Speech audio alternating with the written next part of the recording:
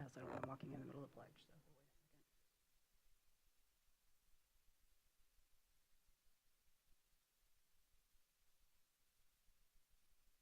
Might be better if we just started. Everybody's going to watch him walk in.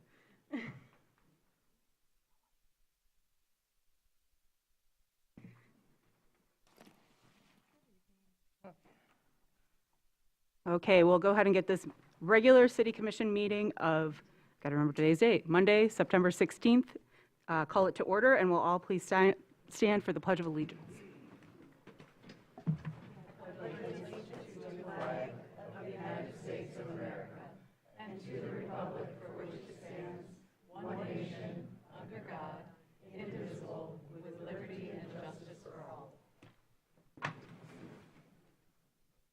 And as always, we begin by acknowledging the land on which we gather is the territory of the Ottawa and Chippewa peoples, who have stewarded this land throughout the generations. Thank you for your strength and resilience in protecting this land and inspiring us to uphold our responsibilities to do the same. All right, and with that, I will hand it over to the city clerk for roll call, please. Yes, and good evening, Commissioner Anderson. Here. Commissioner Shaw. Here. Commissioner Stanley. Here. Commissioner Treadwell. Here. Commissioner Werner. Here. Mayor Pro Tem Wilson. Here. And Mayor Shamrow. Here.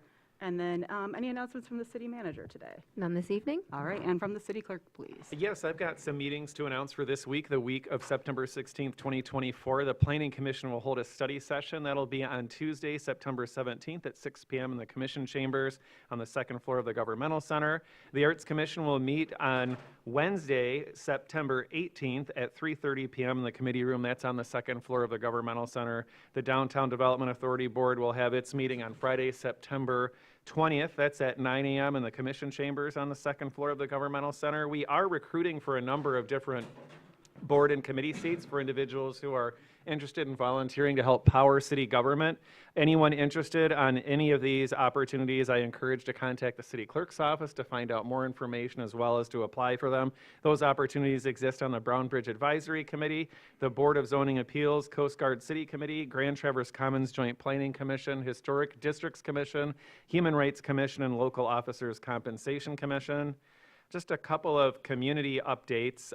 We are requesting residents starting today, September 16th, 2024 through Wednesday, September 18th, 2024, if possible, to please suspend irrigation because of some water main reconstruction that's occurring as part of MDOT's Grandview Parkway construction project. And then this Thursday, that's September 19th at 3:30 p.m., the city is inviting the public to attend a ribbon cutting for our compost and food waste reduction project. That's again at 3:30 p.m. on Thursday, September 19th, and that's at the DPS facility at 625 Woodmere Avenue. And lastly, I just want to remind everyone sitting up here to please speak into your microphone so folks tuning in can hear you. That's all that I've got. Great, and really quick question with those other boards that we're seeking for, are we Yes. also now seeking for Hickory Hills since we established that? Yes, we are. Okay, Thank you. I there should we go. add that Remind to the everybody list. We are looking for folks to serve on the Hickory Hills Advisory Committee. There are non-city resident seats available as well as city resident seats, and we encourage everyone to apply that's interested. Yeah, just established at our last meeting, so Yes. get on the ground floor. Right. So before we begin, we have a couple of proclamations today, and we'll start with the Alzheimer's Day, and if Kristen Irby Weber could meet me up, and anybody else who wants to join for this.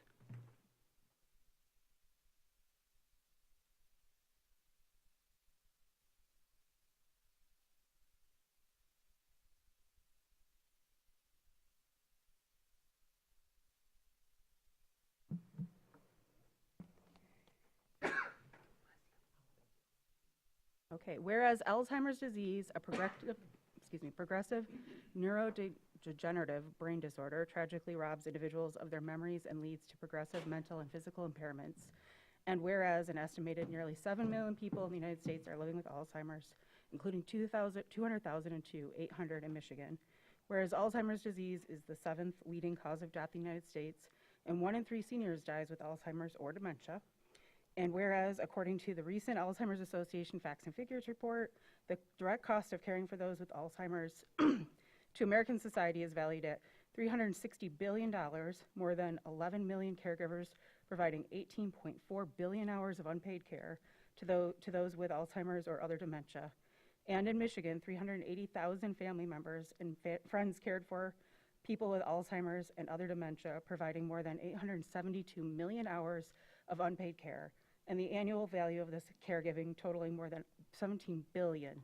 And whereas in recognition of the individuals, families, friends, and caregivers dealing with Alzheimer's disease, and the researchers who are seeking a cause or a cure, and whereas Traverse City recognizes the efforts of the Alzheimer's Association Michigan chapter to raise funds and promote awareness to fight Alzheimer's and dementia, thereby improving the quality of human life for those living with Alzheimer's disease and their caregivers.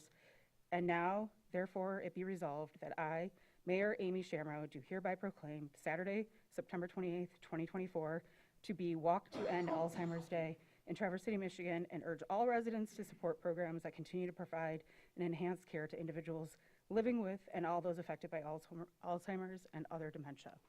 And I'll go ahead and hand it over to you, but I also apologize. This is something that's very near and dear to my heart, so I broke up a little, but I want to let you do the talking, please. Yes, thanks. I'm Peg Brace. I might break up a little bit too also. We are having a walk. We've continually had walks in Traverse City since 1992. So we are very fortunate that this community is so supportive. Except for during COVID, we missed 2 years during COVID. But our walk will be a week from this next Saturday, September 28th at Hull Park, which is behind the library. And we're going to walk from Hull Park up to 16th Street on the trail around Boardman. It's a beautiful walk, so we hope that we will see lots of people. You know, our goal is to not be living with Alzheimer's in this community. This office here, I was very fortunate to be able to. My father was diagnosed with Alzheimer's. He was a dentist here in Traverse City, Dr. Gordon Brace, and he was diagnosed in 1992. And at that point, I needed support. And the office here is the only office north of Grand Rapids. There's no offices. Still. Yeah, still, even with all those years. But and so I needed support, and the Alzheimer's office was there. They had support groups. We're very active with support groups. So we're very fortunate in this community to still have an active office here. So I just appreciate this very much. We do. This is Wendy Warren and Nate Dean. They are on our committee and for the walk, and they've been very active for the last few years. So we hope to see the community. We're hoping that this will help with bringing out the community, and it's going to be a fun day. We're going to have Monty there and some other celebrate. We're going to have Ghostbusters. Ghostbusters will be there. So we hope to see all families and pets. Everyone is invited. So thank you so much. Okay. Thank you.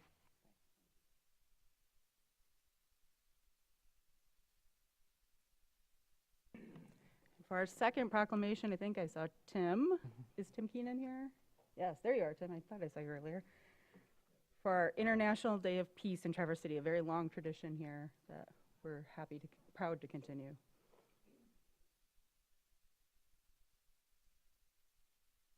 Whereas in 1981, the United Nations established the International Day of Peace, in 2001, the UN General Assembly unanimously voted to designate September 21st as a day devoted to strengthening the ideals of peace through observing 24 hours of nonviolence and ceasefire. And whereas achieving true peace entails much more than laying down arms, it requires the building of societies where all members feel that they can flourish. It involves creating a world in which people are treated equally regardless of their race. And whereas by recognizing this day, we, as Traverse City, which is a member of the International Cities of Peace, devote ourselves to the world and community peace and encourage all humankind to work in cooperation toward this goal for at least this day, and perhaps carrying this day over to the next and the next. And whereas all are encouraged to celebrate Peace Day in their own way, one may act in the service to those less fortunate, one may perform an act of kindness, one may light a candle in remembrance, one may sit in silent meditation. Even a one-day pause in fighting gives us something to build on in the work to end conflict. And whereas we all know conflict is inherent in life, in days of strife and division in our community and our country, let us dedicate this day to peace building and through our continued efforts create a culture of peace. We will think peace. We will act peace. We will be peace. And whereas on behalf of the Veterans of Peace, I encourage all Traverse City to seek peaceful, effective alternatives to conflicts and disagreements. A healthier world lies on the horizon, and our eminent responsibility is to serve peace in our families, our community, and throughout the world. And therefore be it declared, I, Amy Shamrow, Mayor of the City of Traverse City, do hereby proclaim September 21st, 2024 as the International Day of Peace in Traverse City. And Tim, I'll hand it over for you. Since values we all want to live by. I just want to, International Day of Peace is actually the 21st of September, which is this coming Saturday, but we're going to celebrate on the 23rd because it's a Saturday. And our little agenda is 8 o'clock, we meet at Clinch Park. All are invited. Please, we have a big turnout at Clinch Park at 8 o'clock, and then we come here at 9, meet at the Peace Bowl here, and the mayor will read this proclamation. And at 10 o'clock, we're going to Traverse City Central High School. Last year, we planted 5 peace bowls at various elementary schools around the city, our city, and this year we're doing it at Traverse City Central High School. The Student Senate and other seniors will be there, and we're inviting everyone to be there if they could, just for this one, like I say, one day. We work for peace. Sometimes it's very difficult job. We feel alone out here, but we know a lot of people don't like war, and that's what we're striving for. So thank you very much. Hope you can be there the 23rd. Thank you.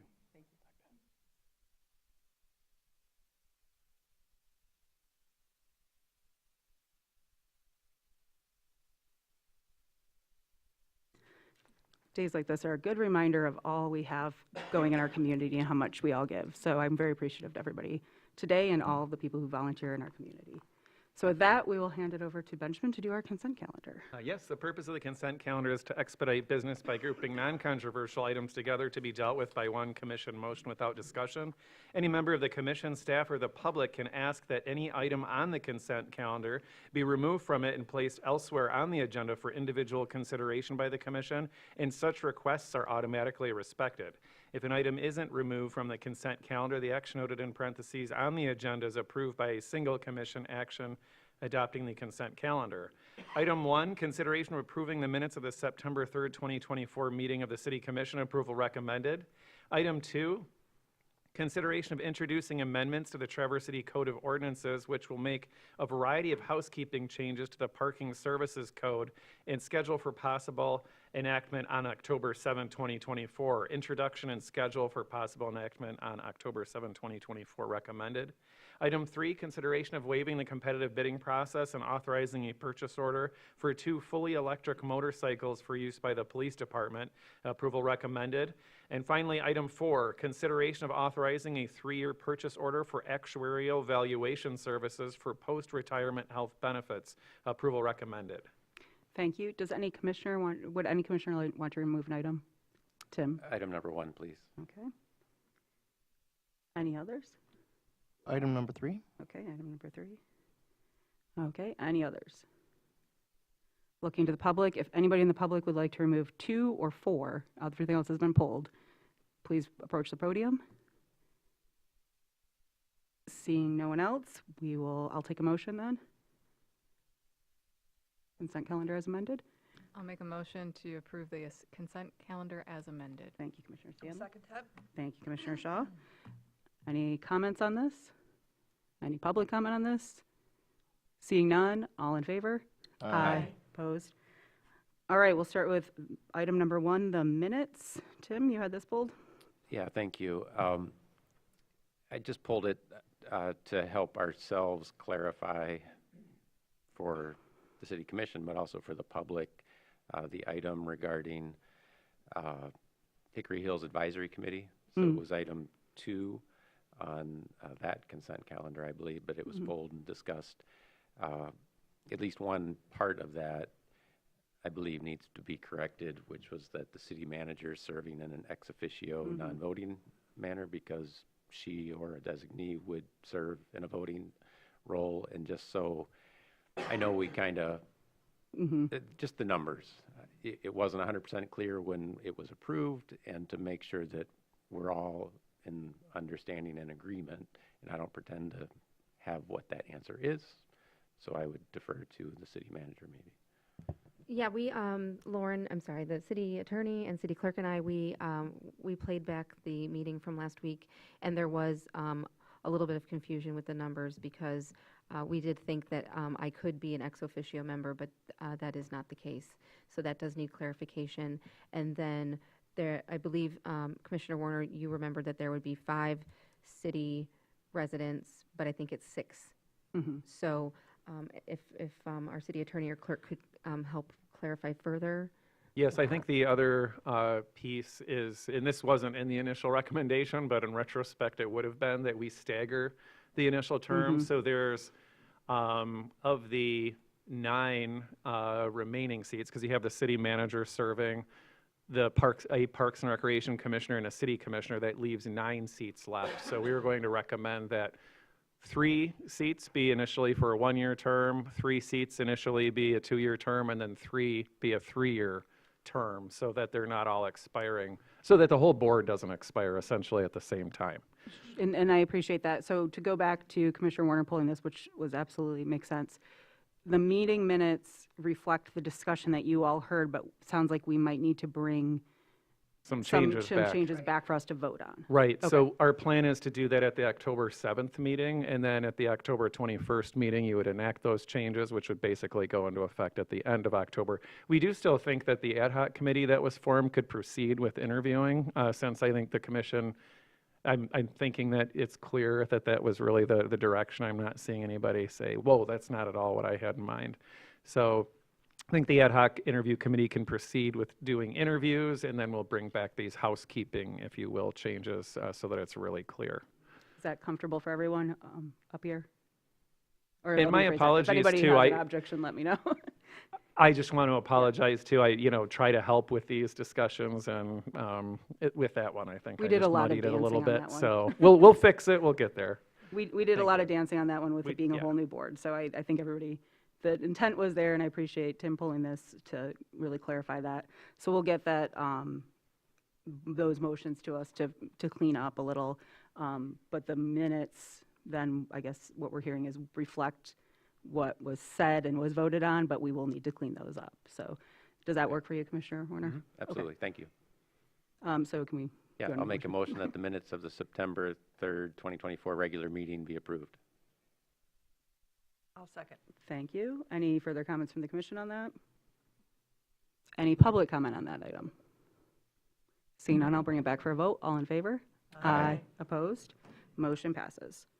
Okay, and the EV motorcycles that were pulled, you had a question about that, Mitch? Yeah, well, comments rather, that in conjunction with item 2 under new business, which is also dealing with vehicle purchases for our police department, and I'm sure we'll be discussing that more later, but in that case, we're declaring 2 vehicles surplus and purchasing 4 vehicles.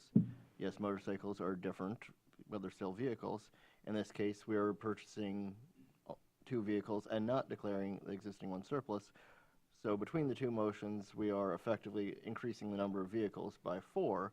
Yes, that isn't saying that it's 4 more cars that will continually be 4 more vehicles continually operating on the roads, but it is worth keeping in mind that even as we transition to more fuel-efficient vehicles, it's not always a smooth transition, and we do, as outlined in our memo for this item, have benefit for having the existing fleet components in case something goes wrong with the new equipment, or it takes a little more of a learning curve on both the officers operating them or the mechanics that have to maintain them. And this was discussed at the agenda review, and I don't know if the city clerk wants to discuss that this is, we're not declaring them surplus right away as we usually do, but the plan is still to declare them surplus in the near future. Right, and I just wanted to add, this isn't adding 4, not 4 vehicles, it's adding 2, so. I'm saying between the 2. this item. Oh, is and then related later in the agenda, Yes. yes, okay, got it. Yes, but the plan is to eventually declare the 2 existing motorcycles as surplus. And as we are trying to make our city fleets more efficient, it is worth keeping in mind how many vehicles we do have that we are maintaining, and the costs of manufacturing new vehicles, not just the cost of operating them, Very both true, in monetary terms and in environmental costs. very true. Thank you for that, Commissioner Treadwell. Would anybody like to make a motion? I'll make a motion that the city manager be authorized to issue a purchase order to Boondocks Motorsports of Caledonia, Michigan, in the amount not to exceed $56,844 to purchase 2 2024 Zero DSRP EV Police Patrol motorcycles with funds available in the Garage Fund 661-000-148.001. Support. Thank you for that, Commissioner Stanley and Mayor Pro Tem Wilson. Any other comments from the commission on this item? Seeing none, any comments from the public on this item? Seeing none, I'll bring it back for a vote. All in favor? Aye. Opposed? Motion passes. All right, we'll move on now to our first item of old business, which is the Hannah Park Overlook, and I'll let you start with that, Liz. Thank you, Mayor Shamro. I'd like to introduce our city engineer, Ann Pagano, who's here this evening, as well as Harry Burkholder, the new director of the DDA, who are here to talk about this project this evening. Thanks, Liz. I'm going to start with a summary and then also answer some questions that we know have already been asked. The Hannah Park Overlook is located at the southwest corner of the South Union Street Bridge. This project is a maintenance project to maintain a city asset. During reconstruction of the bridge last year, it was discovered that the stone gravity retaining wall was unstable and damaged and in need of repair. And the city hired Machine Engineering to assist us with the preparation of construction plans to repair the wall. And the current state of the wall right now, if you've probably noticed, it's a safety concern for our community. Recently, the fence along Union Street that's being used to keep the public out of that area was vandalized and opened up that unstable area to pedestrians. So we're concerned about that, and the fence has been replaced. This has been a collaborative effort between Parks, the DDA, and engineering, and we're requesting the commission to approve a construction contract with Walton Contracting to make the needed repairs. As Liz mentioned, Harry's here as well, and Michelle might be here somewhere. I can't see if she's here, but also we have Pat Machine with Machine Engineering if there are any technical questions about the design. So a couple of questions that were asked I just wanted to cover quick one was, are there any other options? This actually was the least expensive option for repairing the wall. Another option would have been to rebuild a new retaining wall, which would obviously be more expensive. The geofoam that we're proposing to use is used instead of traditional fill material to reduce the lateral pressure on the wall because it is kind of unstable. It's very lightweight, so there's actual environmental bonuses to using this stuff. It's very lightweight, less fuel is consumed in transporting it to the job site because it's so lightweight. It's 100% recyclable. It won't leach any materials into the ground. There are no greenhouse gases used in the manufacturing process. It's free of dyes, formaldehyde, chlorofluorocarbons, CFCs, and it's approximately 98% air, and also for the installation there's no vibrations because compaction is not required. So there are good benefits to using this product, and I don't know if you had anything to add to that, Pat? Sure. I mean, basically, this is for a small retaining wall. Highway departments across the whole country use this to backfill at bridge abutments. They use this in highways because of the innate, basically the properties of it. It virtually has no weight. So it's one of those things that you'll see a construction worker lift up a 4 foot by 4 foot by 8 foot piece, and they can do it. And the main reason for using it as backfill is because earth provides a pressure up against a wall. And one of the reasons why it's probably had failed was because it's, during the long duration of it being there, it's been filled with backfill material. This is historic earthen fill that's in the area, which along the river, there's quite a bit of that in areas. And because it's so lightweight, there's virtually no load that's going into the wall. So it makes it so that we can repair the wall as is, we can put fieldstone back in there, and we can bring it back to its glory and make it look as if it never was broken. The one thing about the foam is it can support loads. So we can put material on top of it, we can put sand back on top, we can put the pavers back on top, and no one would be the wiser of its support. We don't have to have vibratory equipment in there in order to shake the ground and compact this. It's placed back in there, so as far as damaging any other work that's in the area or damaging other utilities or the like in the area, that's not a concern because it can just be hand placed. The other thing too is there's less equipment that has to be used in order to put it basically in place. They pick it up, they put it in, it basically goes in like Legos, they cut it to fit, and backfill right on top of it. The other thing that's allowing us to do is to control the water that gets into the ground. Because this particular foam doesn't absorb moisture, we can then collect the water that gets behind the wall, and then we can move it out away from the wall. So water, soil are not good for retaining walls, so we get rid of those two components so that this will last a long time. Are we ready for Any questions? questions? Go ahead, Tim. Is the overlook critical to the stability of the bridge? Could the overlook hypothetically be removed without affecting the stability of the bridge? Based on my review, it doesn't have any ability to support the bridge. And was that considered as an alternative, was just removal of the overlook? That was discussed early on, to completely remove the overlook and then take it back to a sloped condition. Any, like how was that conversation, where did it go? Like, was it essentially as costly, and so it was decided to move forward with a repair? I don't know 100% of the inner workings, but basically it was presented as an alternative, and then discussion was made of trying to, can we save the wall? Can we bring it back and make it safe for the public? So that's what was discussed. Okay, thank you. Are there any other questions? Jackie? Well, my question had to do with the financing, so I suppose that's Harry's cue. Thank you very much.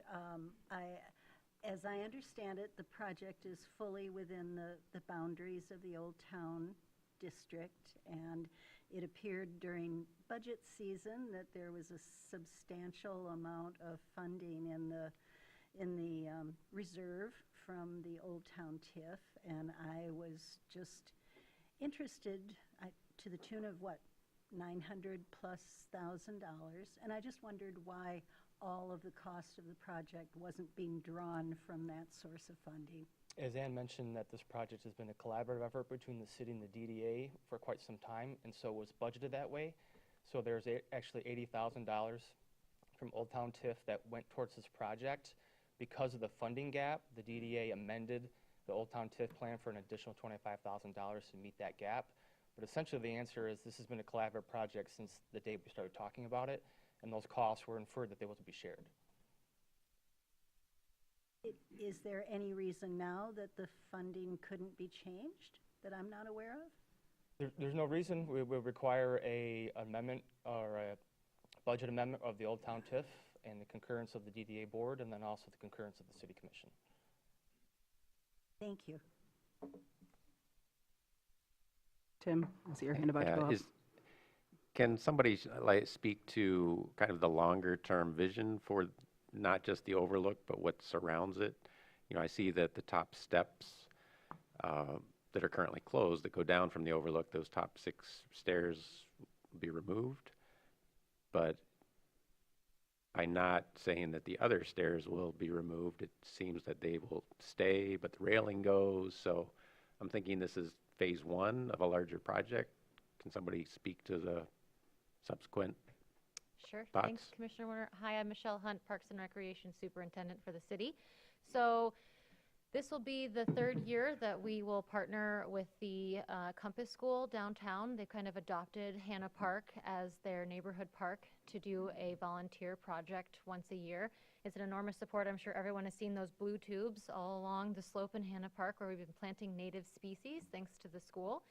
But I say that because what we plan on doing with the Compass School this April, May, whenever we do our volunteer project, is to, well, we will take out the railing, city staff will, and then the Compass School is going to put soil down. We're going to bury the stairs. That was the recommendation from Machine Engineering, was that we not take out the existing stairs, but we bury them, and we're going to plant native plantings all along that hillside.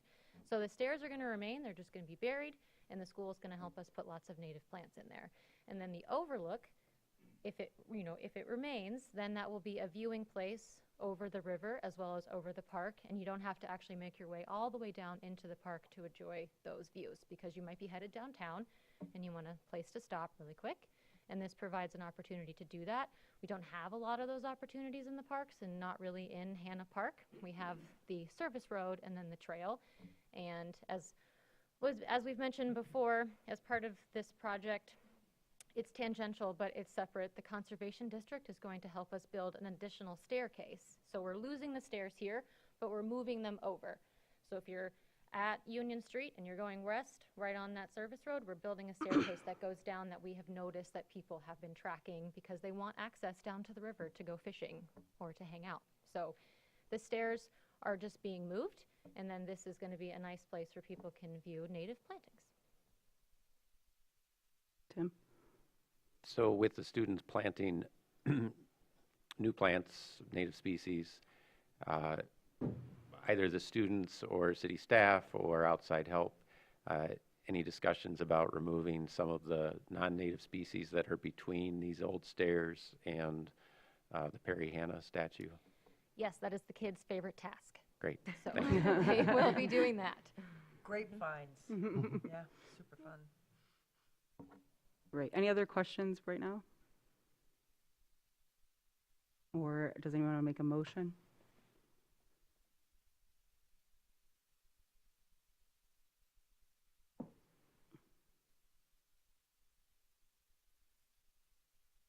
See a lot of people frantically using their cursor, so I appreciate that. I think Very tough. I approve. I see your point, Jackie. You know, there's a lot of money sitting there in that Old Town TIF, and I don't even think it's in a money market or a CD or anything. It's not collecting interest. But this, this plan has been in the works for a long time.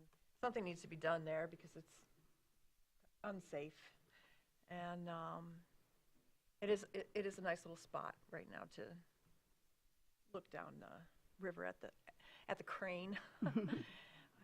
I hope you've all noticed that there's a crane sitting on Boardman.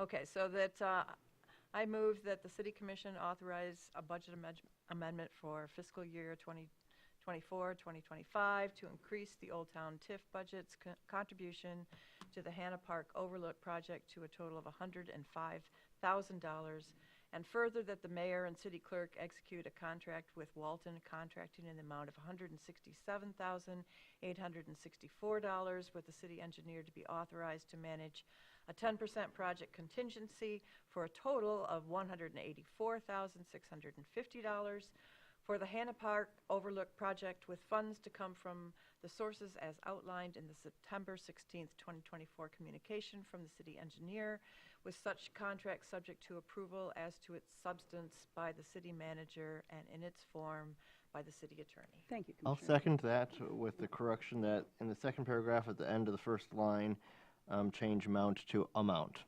Yes, we caught that. Thank you. Oh, there you go. You read it correct. I read it correctly. Yes. You did. Missed that one. Yes. Okay. You didn't even stumble. That's right. Do we have any questions about this? I just wanted to say that I think after West End, this is the project I get asked the most about when it's going to be done. So this is very good to hear this, and really exciting that it's not just TIF and the city working together, but we have a school in downtown, the Conservation District, and everybody else working together to kind of repair this and to finish the project so that we have a beautiful overlook and access to the river, and not all goose droppings everywhere, which sometimes happens when you try to get down over there. So this is exciting to see this come together with so many people involved. Any other questions, comments? Public comment. I know. Just one. Okay. So it's with that, I will go to public comment. That's okay. Anybody want to make public comment on this item? Seeing none, I'll bring it back for a vote. All in favor? Aye. Opposed? No. Roll call, please. Commissioner Anderson? No. Commissioner Shaw? Yes. Commissioner Stanley? Yes. Commissioner Treadwell? Yes. Commissioner Werner? Yes. Mayor Pro Tem Wilson? Yes. And Mayor Shamro? Yes, motion passes. Thank you for that. Thank you. We'll give everybody a moment to go from one presentation to another here. Okay, our next item on the agenda is the invitation from Mayor Pro Tem Wilson, Commissioner Shaw, and Commissioner Stanley for Safe Harbor to present regarding a possibility of a year-round shelter. And Liz, I'll let you kind of tee that up. Thank you, Mayor Shamro. This evening, we have a number of individuals here to present. The first who will present tonight are Dave Mengabeer of the Community Foundation and Sakura Takano of Rotary Charities. They are going to give us an update on where our collective stakeholder group stands, followed by a presentation by our Police Chief Matt Richmond on some safety initiatives that both the city, Safe Harbor, and the community can take. And then we will hear from representatives from Safe Harbor who have been invited here this evening to present what it would look like and what it would take for a budget to have to be open year-round during a transitional period. Thank you.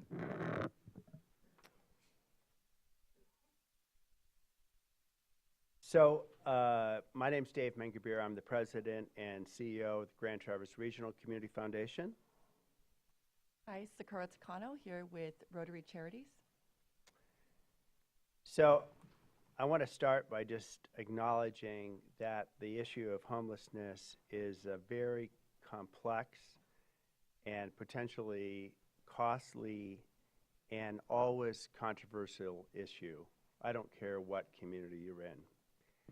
So about 6 months ago, Rotary Charities and the Grand Traverse Regional Community Foundation convened a set of key stakeholders, including law enforcement, the city and county government, impacted neighborhood associations, service providers, representatives of the homeless community and the faith community, and advocates for housing. And our initial meetings were focused on our commitment to fact-based discussions, civility, openness to other people's opinions and perspectives. And I would say over the last 6 months that, speaking for Sakura and myself, I think we've achieved those commitments. In terms of what emerged as the top priority and the short-term goal was a consensus that this should be the last year that our unhoused neighbors are forced to live in the Pines. Pines have become a public health, a humanitarian, and a safety concern for our region.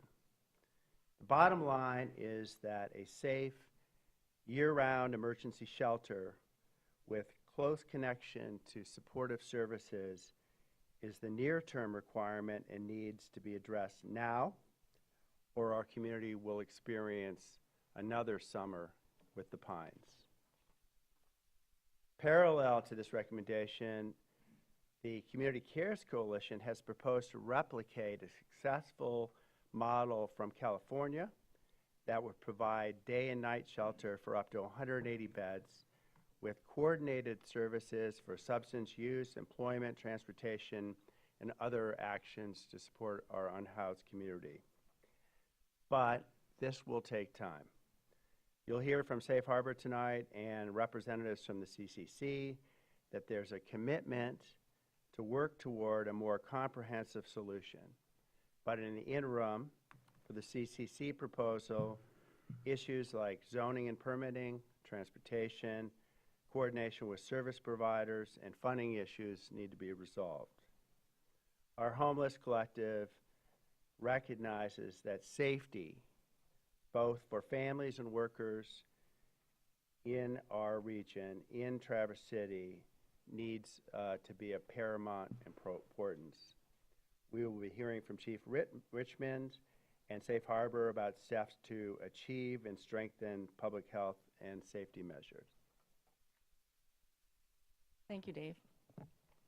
So as you'll hear this evening, our months together have generated diverse ideas from community partners and include sharing information about existing community programs, what can be done to improve those services, and also research from other communities. And together, the group developed approaches and revisions to programming to contribute to a larger strategy, which will create a cumulative impact. And ultimately, as more permanent supportive housing becomes available, more individuals will have the opportunity to be safely housed. And we all believe that as a group. We believe the work of the Homelessness Collective is coming to a close, and that a task force should be considered to address a comprehensive regional housing strategy to end homelessness. In addition to regularly connecting stakeholders to inform a community plan, this task force can make recommendations to funding agencies like the city, townships, and county commissions regarding the allocation of resources for the safety, shelter, services, and permanent supportive housing needs in our region.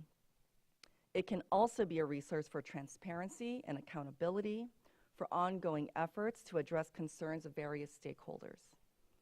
Membership of this task force will vary depending on the issue being addressed, with the solutions considering the interrelatedness of safety, shelter, services, and permanent housing. We've been honored to convene this group. It's a process that was carefully led with values of mutual understanding, curiosity, and civility towards each other. And we hope that the City Commission will consider supporting Safe Harbor to offer year-round shelter in the interim, and that this work is sustained through the formation of a task force that centers on aligning resources to make homelessness rare, brief, and one-time in our region. So thank you for your time, and we are going to be handing things off to Chief Richmond to give us an update on the safety planning that's been happening.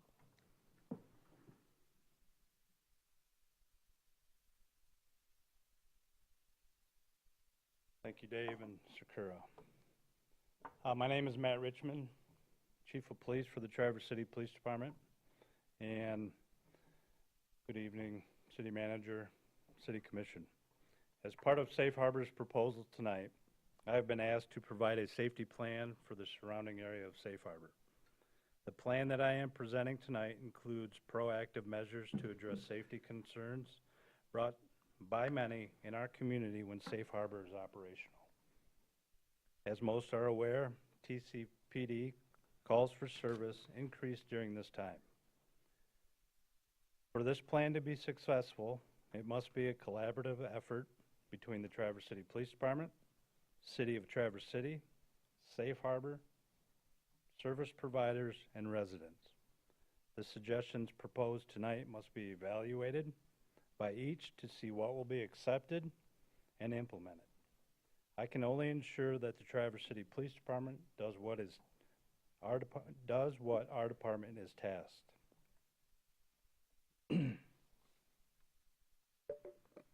So there is a theory out there called the crime triangle, which indicates for a crime to be possible, there has to be a victim, an offender, an opportunity, or a place for that to occur.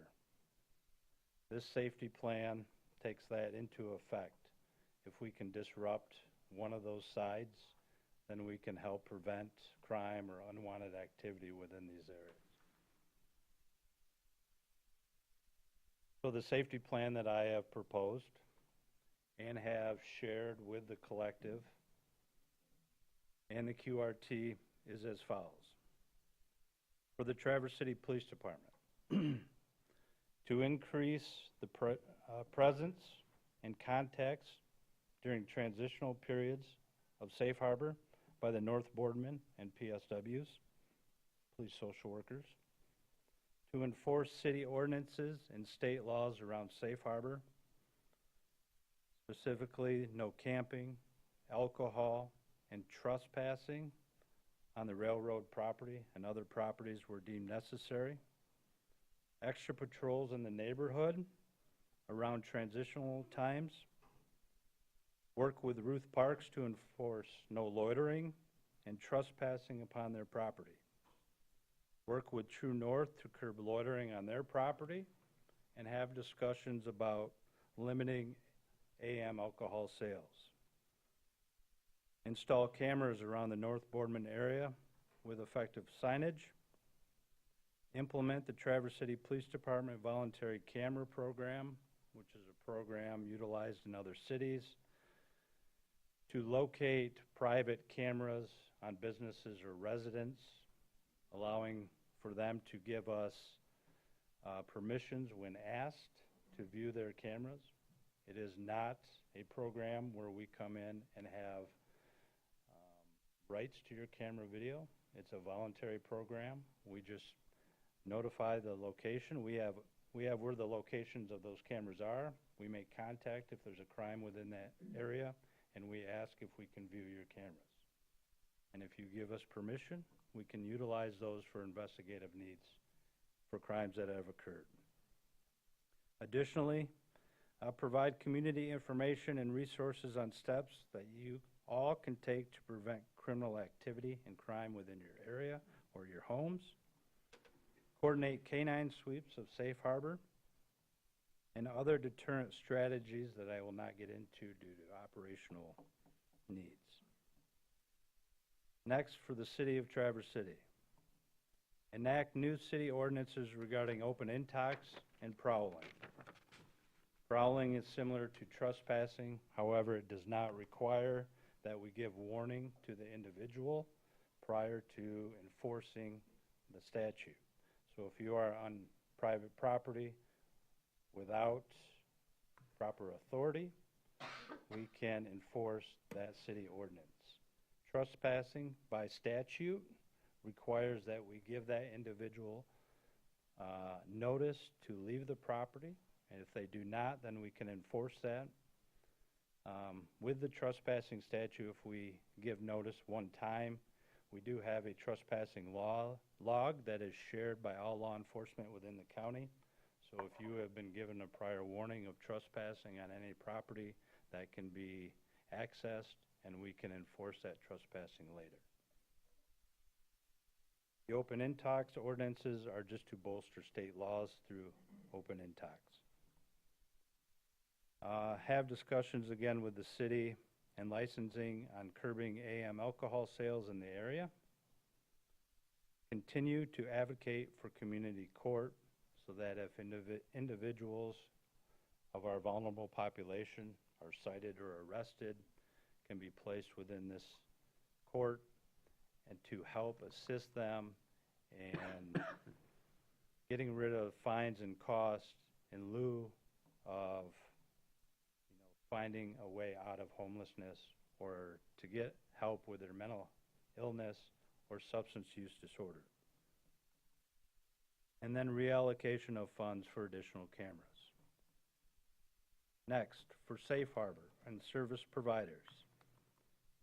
To provide private security at safe harbor, move the transition area to the parking lot or adjacent lot next to safe harbor, preventing individuals from congregating and loitering within the street.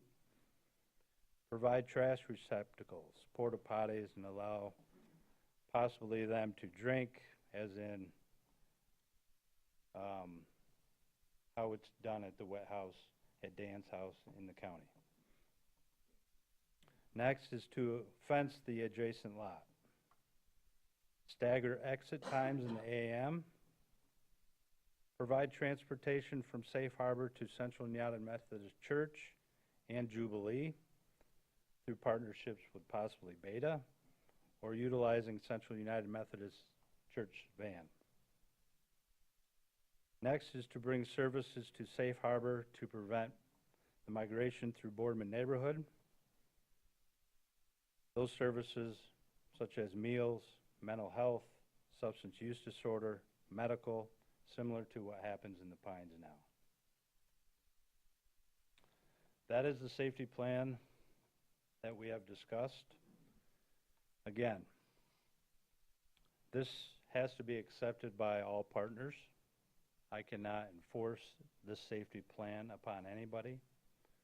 What I've suggested for Safe Harbor is up to them to talk about, to accept, and then enforce. Same as city. I can only ensure that what I've proposed that I do through my department. Again, everything that is proposed tonight does not mean we as a department will not use our discretion in this enforcement. Just like everybody else, if we deem somebody can comply with a warning and will solve that issue, then we may give a warning. For those individuals that will not comply, then we will go to enforcement.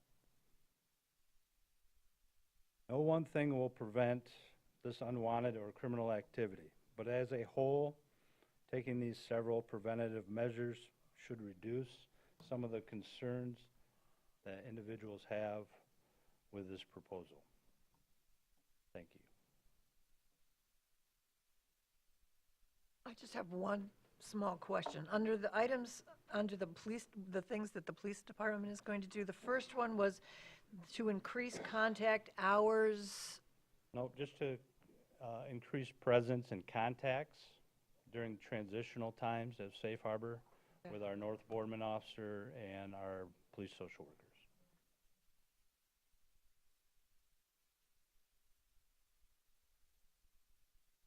Thank you. That's a very good plan. We appreciate that. Thank you. I will now turn this over to Safe Harbor representatives for their proposal.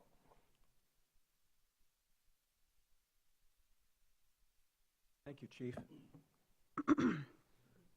Thank you, City Manager, Mayor, and Commissioners for your time tonight. My name is Patrick Livingston, and you're going to get my PowerPoint ready? Keep going. My name is Patrick Livingston. I'm the current chair of the Safe Harbor Board. As requested, I'm here along with longtime board member and Safe Harbor Treasurer Wayne Stierenberg to present a transitional plan to operate a year-round emergency shelter at Safe Harbor as a long-term solution is explored. First, I'd like to talk a little bit about our organization.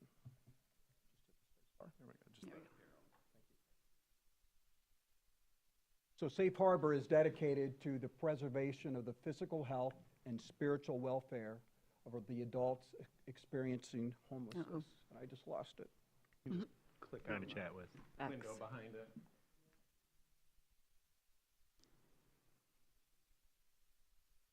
Thank you. Yep. We operate a nonprofit, volunteer-run seasonal emergency shelter.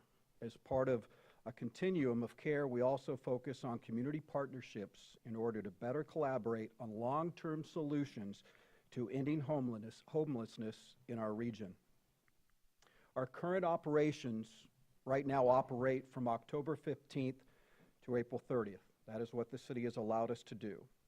Our hours of operation are Monday through Sunday from 6 p.m. to 8 a.m. Our existing SLUP allows for up to 90 beds. Safe Harbor has set the maximum number of guests a night to around 74, and that number was set for the health and well-being of our guests, staff, and volunteers. I will tell you, last season we averaged 76 guests per night, and guests stayed an average of 50 nights at the shelter. Our nightly staffing consists of Safe Harbor staff and community volunteers. We provide meals thanks to our volunteers made up of area churches and organizations. We have 21 partner churches, more than 2,200 volunteers, and last season we provided 5,000 meals. We provide basic hygiene products and clothes.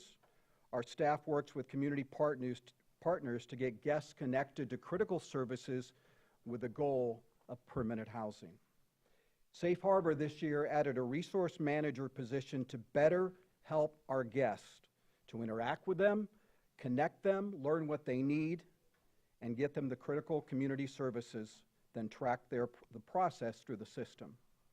We also have offices within the shelter for community partners, such as the chief talked about, as TC Health Clinic, Harm Reduction, 217, and others. If we were to move to a long-term, year-round operation, summer would look a little bit different than winter. Our hours of operation this summer would be Monday through Sunday, 8 p.m. to 8 a.m., May 1st through October 14th. Times could be adjusted to better fit with a safety plan. Same guest services as provided during the winter season, with one change. With all the meal options in the summer and the later opening, Safe Harbor would not serve evening meals. To talk a little bit about staffing and the support needed to go year-round, I'm going to bring Wayne up to the podium.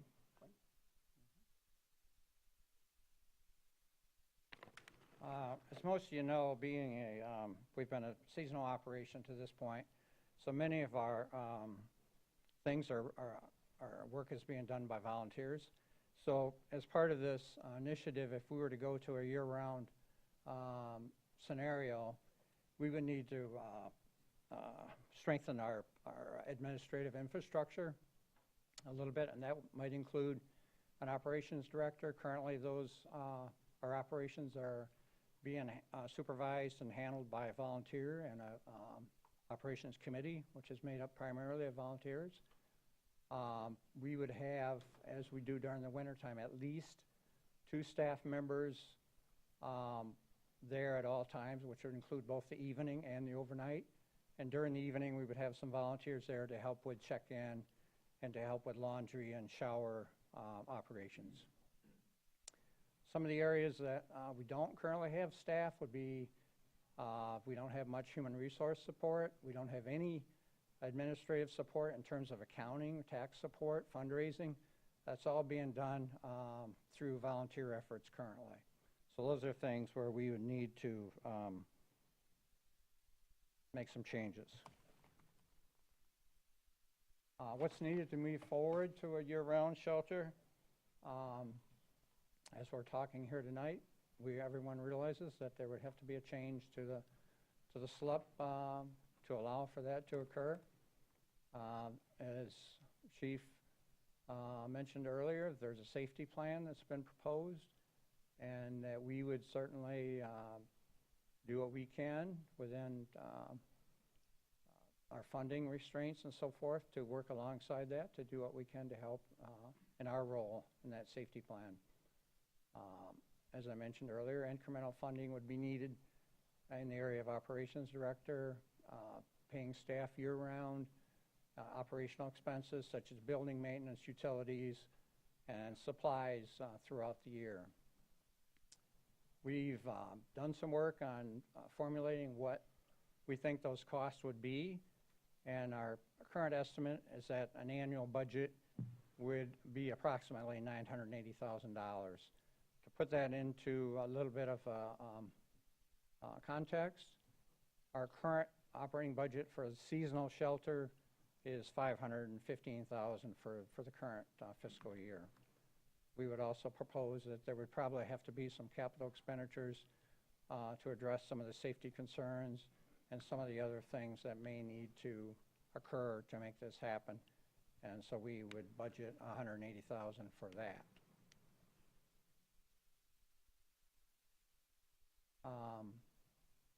Now, even though this is more or less an interim step, as we would look at it, we're continuing to work closely with the community and with the Community Cares Coalition. We've had some discussions with them. We're going to continue to have those discussions. Some of those have occurred individually with them, and some have occurred as part of a larger group. But we're committed to continuing to entertain discussions with them, and along with other community leaders, to see what a more cohesive long-term solution can be to care for those who are experiencing homelessness. Thank you.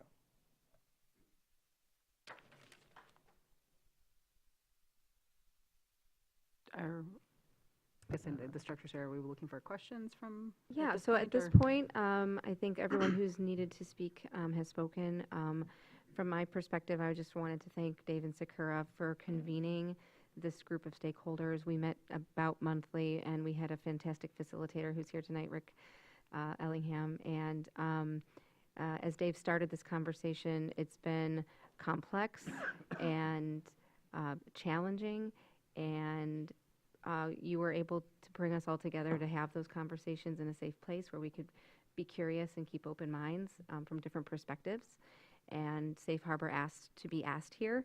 And so I am recommending that the city provide its conceptual support for Safe Harbor to be open for a transitionatory time, which would then mean that Safe Harbor would need to proceed with planning stages, and recognizing that any plans would have to go before the Planning Commission and City Commission, which would also require public hearings and approval to the necessary special land use permit and operating agreement. So this is sort of a first step in that direction, and that is why Safe Harbor asked to be invited here tonight. And so, yes, I would turn it back to the commission or to the public for questions, or however you'd like to handle that, Mayor Shamrow. So we'll open up to questions, but I do have one that I wanted to kind of convey, although I think I saw somebody here, but just to make sure.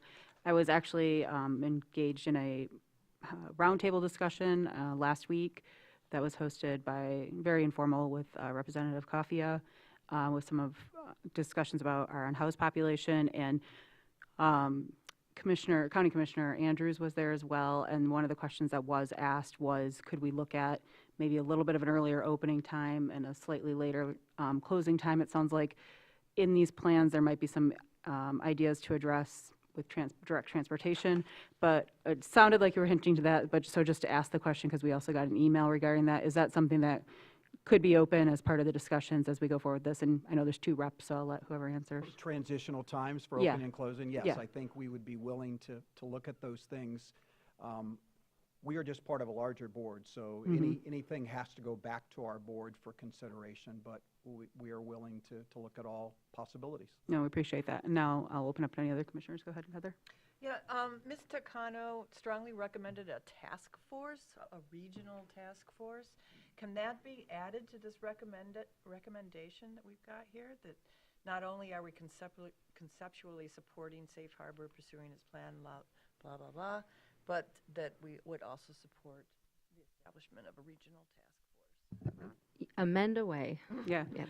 And I will say that that was also part of the discussion that, again, there were only a couple of county commissioners at this, so much larger body than even ours, but that a discussion of a task force, because there used to exist one in a different form, might be seen as a conversation piece for other bodies within the community as well. So I think that'd be a great addition.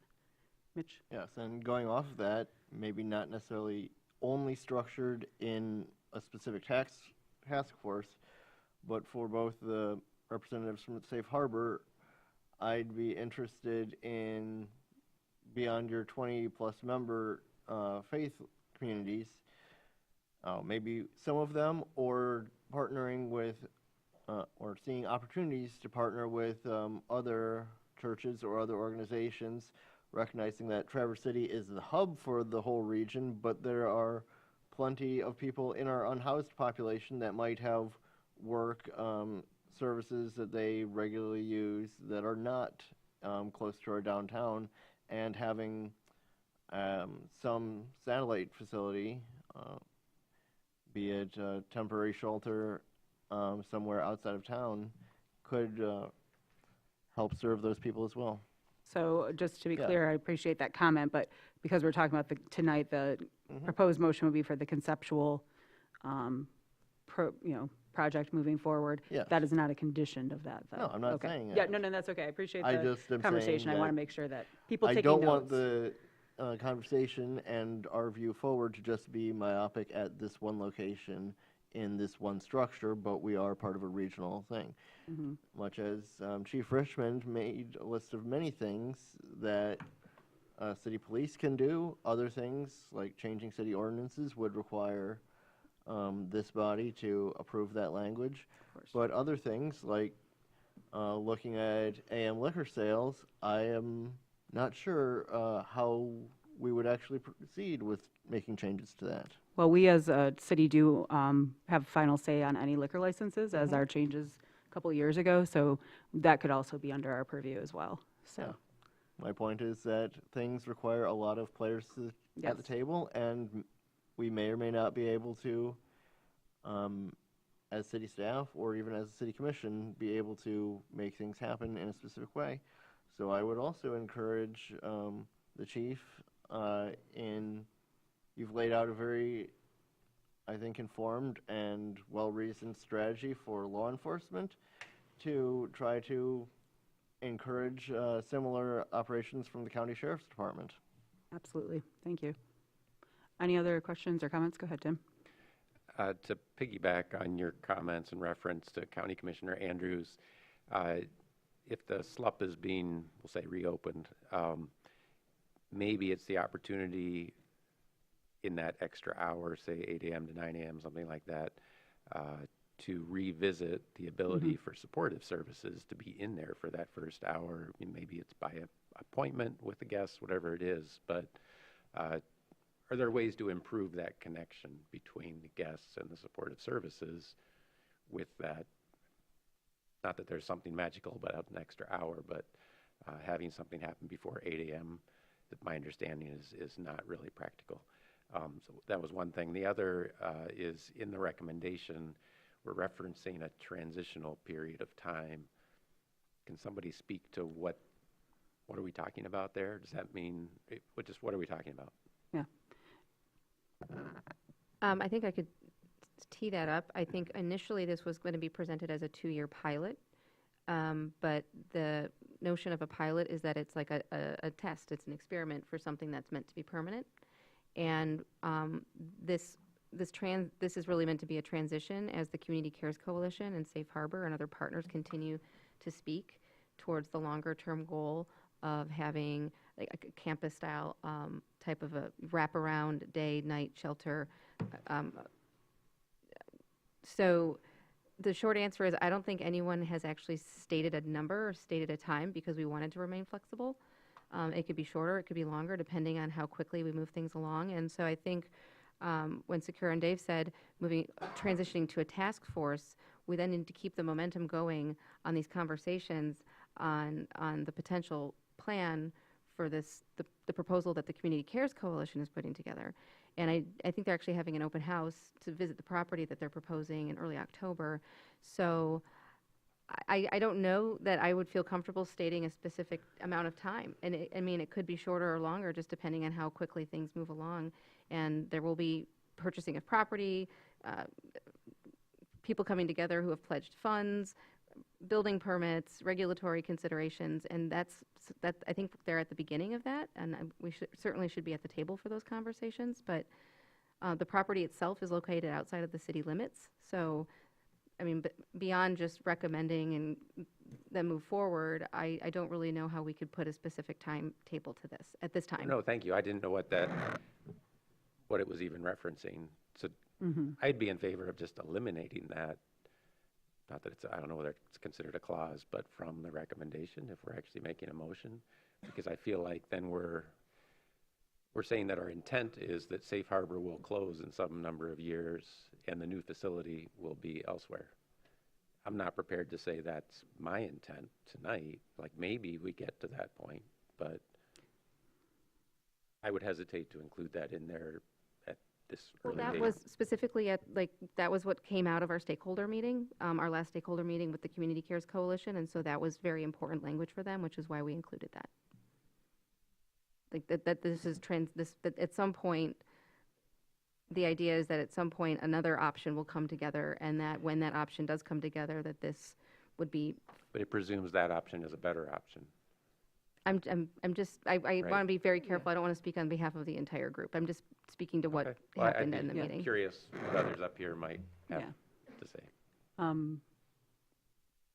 So I thought somebody else was raising their hand, but if not, I would say, I know when we did the original pilot for Safe Harbor, which is what it started out as, we did that because there were also some benchmarks in there as far as check-ins, basically. It wasn't a, if you don't do this, we're going to close you down, but it was a, you know, can we get a report on numbers? Can we get a report on X and Y and Z of just letting us know how things were operating? So to Commissioner Warner's point, you know, when the SLUP comes, I'd like to see something like that built in for public updates, not for, you know, a carrot or a stick scenario, but that's just how we've typically have done, that's how we did it in the past. And so, again, not meaning it to be punitive at all, I want to make that 100% clear, but, you know, after the first summer, we would get a report of here's the numbers, here's what the service looked like, here's this. After another 6 months, this is what this looks like. And so something like that built in. And so that was built in previously as a part of a pilot. So if we're kind of going for a transitional period of time as kind of a general phrase, whether that stays in this motion or not, I think when the SLUP comes to us, I'd like to see some kind of structure like that so that we are just getting updates, basically. And that was conditional. Go ahead, Jackie. I just wanted to express my gratitude to everyone who has gotten us this far. This was hard work, and you have very impressive progress. The clock is ticking, and October 15th will be upon us before we know it. And I wondered, out of these suggestions, the safety plan and some of the improvements in services, consideration of a minor amendment to the SLUP, such as a change in transition hours. Has there been any sort of an implementation timeline considered, or is that just way premature? I think it's premature at this time. You know, we're obviously going to go through the process of the SLUP, and I think a lot of things through that can be ironed out. Okay, so is the intention that come October 15th, Safe Harbor will open under its current SLUP requirements? Yes. Okay. I mean, we're ready to go. We've got the whole year full with volunteers and churches, so we're ready to go October 15th, as we always have, until the end of April. Thank you. Yep. And I see Chief standing up. Did you want to address maybe some of the safety plan that you outlined as far as this season? Yes, I think as a priority through the group, the priority was not to have the Pines next year, and so that we would have until May 1st to implement all of these, or what we can implement. It doesn't mean that we can't start implementing these come October 15th when Safe Harbor opens as it normally does. Thank you. Thank you. So I guess to piggyback off of that is, if there was some part of the safety plan that the commission wanted to see come back sooner rather than later, like the recommendations for ordinances, or if the commission would like when we're wrapping up some ARPA funding, if there's some capital improvements as a part of this that Safe Harbor needs in order, those are the things that we can start working on now. I think that would be an excellent, the things that are under our control to move forward with that, understanding that they might not be ready by October 15th, but they certainly don't have to wait until May 1st. So please can proceed as staff sees as functionally possible. Any other questions from anyone? Or I will take, go ahead, Mai. Well, I want to thank Chief Richmond for highlighting what we on the City Commission and what we as the City of Traverse City can do to support these efforts and the safety of both the residents of the guests at Safe Harbor and the residents of the neighborhoods in the City of Traverse City. I guess among the things that Chief brought up, that along with those ordinances about open and tox and prowling and what we can do about AM alcohol sales, I know that the city attorney has been working to reestablish the community court, and if there are resources that need to be directed toward that effort, and if that could be something that you have updated on us on that in a couple times, and I recognize probably the most recent update is that there's no new update, but I think that needs to be on the radar for this. So in our fiscal year 25 budget, we did budget for community court with a hopeful partnership with the county, and I'm not writing that off. It might happen, but since we don't know for sure, if there were additional resources, either through ARPA or opioid dollars, that this city commission would recommend so that we could get that started sooner rather than later, I would be happy to work with the city attorney to move in that direction as well. And I would actually be interested, like Commissioner Stanley said, but also at the end of the day, the courts are under the county's jurisdiction, correct? So how does that work? Well, I have a small update. So that item is going to come back before the County Board of Commissioners on the 25th of this month, and they've invited me to come as well in case there are questions from the city's perspective. So hopefully I can answer those if they have any. And I think the whole group that was working on that project, which included the judges, the court administrator, prosecutor's office, and I'm probably forgetting somebody, but they are all still hopeful that that can move forward. Fantastic. Any other questions from the commissioners at this time, or would somebody like to make a motion? Tim? Sure. I'll make a motion that the City Commission supports Safe Harbor pursuing its plan to provide year-round emergency shelter at its existing location, recognizing that the Planning Commission and City Commission would both have to approve the necessary changes to the special land use permit and operating agreement. And that the city commission approves, how did you want it worded, Commissioner Shaw? Oh, yeah. Oh, that the city commission supports entering into a housing task force. Regional housing task force. Yes. Great job, Tim. Thank you, I Support. appreciate that. Thanks. Thank you, Mitch. Okay, so we've got a motion from Warner and a second by Treadwell. And I'm not trying to be tricky here, so I deliberately left out the word conceptually, because I don't think it adds anything. Like, we're just saying, yes, please move ahead. And I left out a transitional period of time, because I think that, like, that will take, we'll get to that. It'll take care of itself. I don't think we have to commit to that right now. And that can be part of the SLUP eventually, too. Yeah. Any other questions or comments on the motion now? Okay, seeing none, I will go ahead and open up the open up for public comment. Just a reminder that even though conceptually was left out of this, this is us requesting that Safe Harbor provide a plan for a shelter and come to us about a SLUP. This is not a final approval of anything. We are not, there are details that definitely need to be hammered out, and we are very well aware of that. So I know sometimes process, how the sausage gets made can be laborious and seem like maybe much more upfront than it is. So that's the stage we're at right now, and that's what this motion covers. So everyone who would like to make comments on this, please feel free to approach the podium, and you get 3 minutes, and Ben will go over the rules. I will. Can I just ask for a show of hands of the number of folks who intend to speak on this issue tonight? Just if you could raise your hand. Great. The first speaker, please come to the podium. For others, if you would, please get in line behind the podium, just so there's not a lag in time between speakers. And for the entire evening, we ask that individuals indicate their name, address if they're willing to, indicate if they're a city resident, non-city resident, or a city business owner. We have a 3-minute time allotment per speaker. When your time has elapsed, the timer will beep.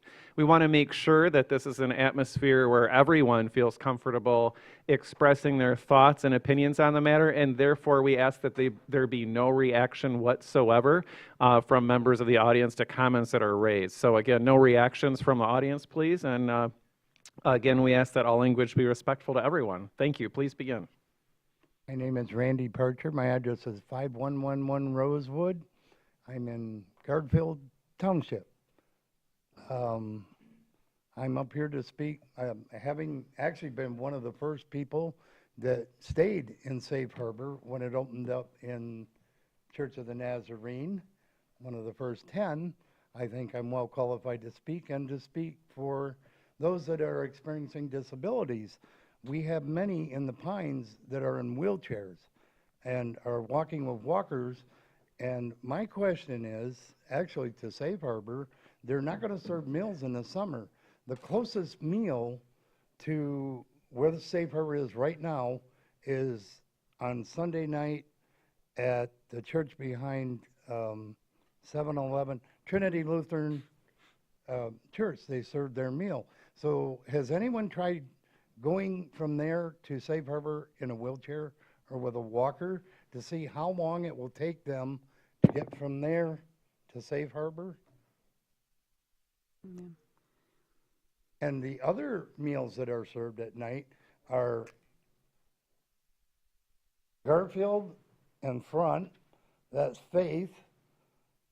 So that's a long trip too, to go in a wheelchair or with a walker or a cane. And I'm trying to think where the others are, but they're very far away really from where Safe Harbor is right now. The only meals that are convenient really is the ones that are served at Central United Methodist, and that's the breakfast, and they do that year round, so. Thank you. Thank you, Randy.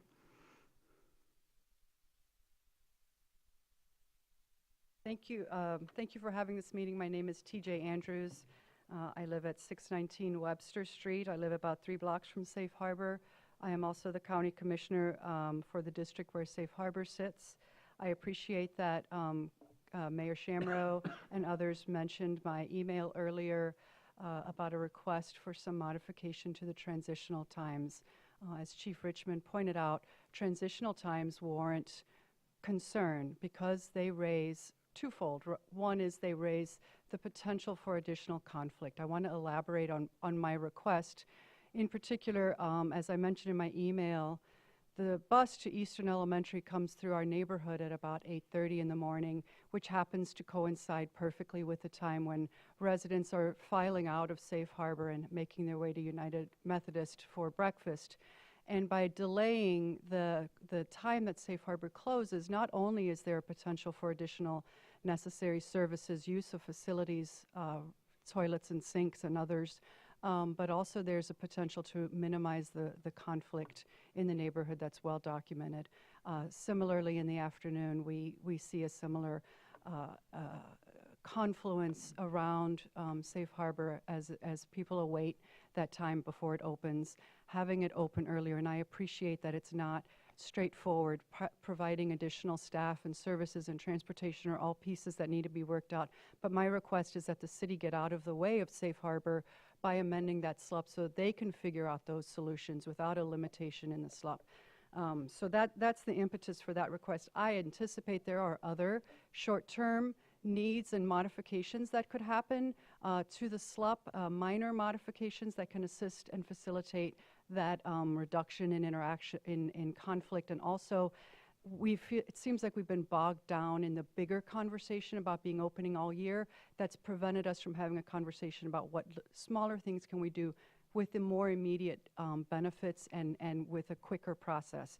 I want to emphasize I appreciate that the idea of a regional housing task force was added to the motion.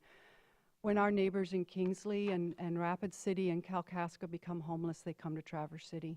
That's just a reality. That's not saying anything about that's because we have services in this community, but our neighbors are coming from across the region. Having a regional approach is necessary if we're going to deal with this situation appropriately. I strongly support having a task force. I also would like to tie that to the idea of having a transitional period. I appreciate the concern about putting an artificial end date, but I do think I worry about inertia. I worry about fixing the problem in front of us and then turning a temporary solution into a permanent solution. And Ms. Andrews, thank you for your comments. Thank you. Good evening. I'm Jim Para. I am the rector of Grace Episcopal Church. You'll be hearing from me probably on the next thing, so I'll be really short. I heard what could be a piece of confusion that I want to clarify. The CCC, and this is one of the things that made me sort of an early onboard person, has no intention or any part of its vision around replacing existing partners. Safe Harbor is excellent at what it does. Jubilee House is excellent at what it does. The challenge is that our approach to homelessness is piecemeal. And the hope is, what can we do with synergy and extra partners to greatly enhance and perhaps even be leaders and role models in how we take care of our unhoused population in this region.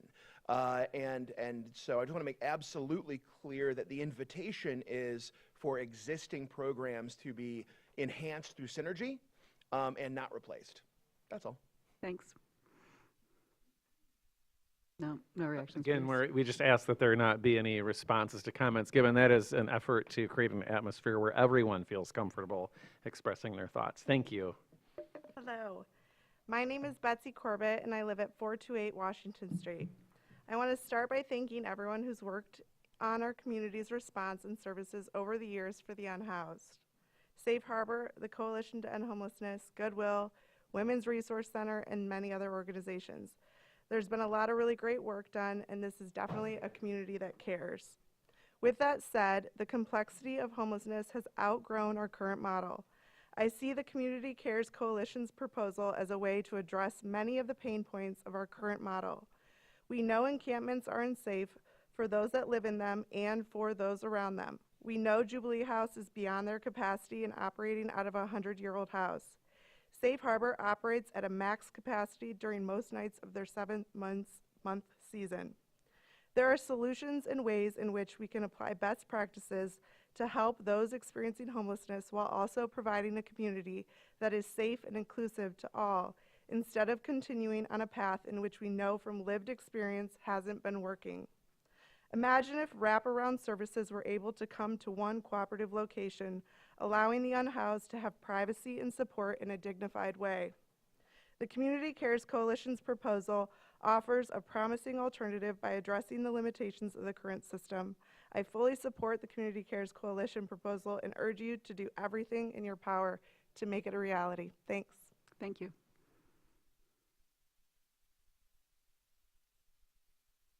Good evening. My name is Megan Wick. I live at 436 Washington Street, and I'm with the Community Cares Coalition. The Community Cares Coalition is supportive of year-round transitional shelter while we work towards a long-term solution that meets the needs of the unhoused. We're grateful to Safe Harbor for committing to continuing this conversation with the Community Cares Coalition. We're also grateful to Grace Episcopal Church and Jubilee House for their support and partnership on our proposal. We're inviting other service providers and the community to the table as we reimagine how to provide services to a vulnerable population of people. Let's come together to examine how we can remove barriers to the most basic human needs and provide a path forward out of homelessness. I want to thank the City Commission, the city staff, and the Traverse City Police Department for listening to the community with open hearts and open minds. Thank you. Thank you, Megan. Steve Nance, 609 Webster. This is a complex issue, and it's not new. I've lived here, I think my first house was 1974.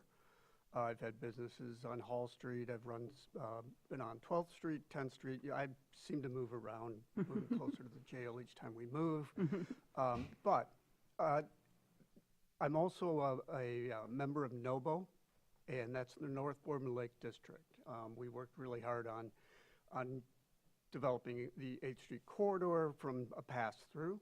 I would like to just put it out there that perhaps NOBO could be more involved in this. We're business owners, property owners, and a few of us are neighbors as well. I would also point out, and I volunteer at Jubilee House, that the other thing that, and probably because of my background, having worked with, as a business person, worked with lots of nonprofits, bringing a lot of nonprofits together is a little bit of herding cats in my experience. So I really do appreciate Sakura. Dave and I have talked in the past, and I'm talking with Megan and learning more about this. But I think I would say to the commission, please let people know what the CCC is, because I think that is probably the end goal, or it's going to make sense, but it's a forming nonprofit.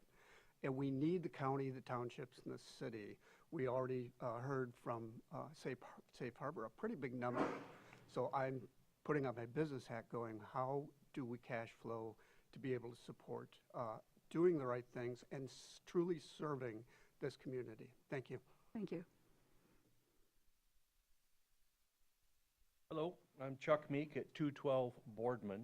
I'm largely going to echo the first gentleman that came up this evening. And at the risk of busting the separation of church and state, I'm going to reference the Bible. In Psalm 72, Solomon prays for power and fame.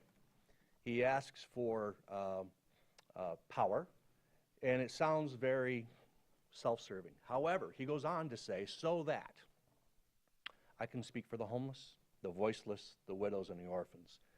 So in my next 60 seconds of fame, I will ask for the same. In 2020, 4 years ago, my wife and I moved back up from the Chicago area. For the 26 years prior to that, every other Thursday night, I served from supper Thursday evening till breakfast Friday morning in our version of Safe Harbor called PADS, Public Action to Deliver Shelter. That was a model that still used the decentralized churches all around DuPage County. We had 2 churches open every night. We didn't have a centralized facility. We yearned for a safe harbor because when we had these decentralized model, every morning we would have them up and breakfasted and out by 7 a.m. And then they had to go find their way to the next church somewhere across the county that night. We never had the same church 2 nights in a row. So we would give them train tickets, we gave them bus tickets, we gave them. My point in bringing this up is that it is extraordinarily difficult for the unhoused to take advantage of the services that Safe Harbor or any other, perfectly intentioned facility offers. No one is questioning Safe Harbor, the intention. No one's questioning any of that. It's absolutely necessary, but it's very difficult for the unhoused to take advantage of them. Additionally, we need to have wraparound services so that in a centralized location where they are, we can address all the needs that they have. We're going to get there. There's a lot of work behind this. The flywheel has begun turning. Thank you very much for taking this under consideration tonight. But I did want to just remind you to speak for those who are actually the recipients of the services. It is not easy. As difficult as it is to come up with a solution, it's 100 times more difficult to take advantage of the services. Thank you. Thank you.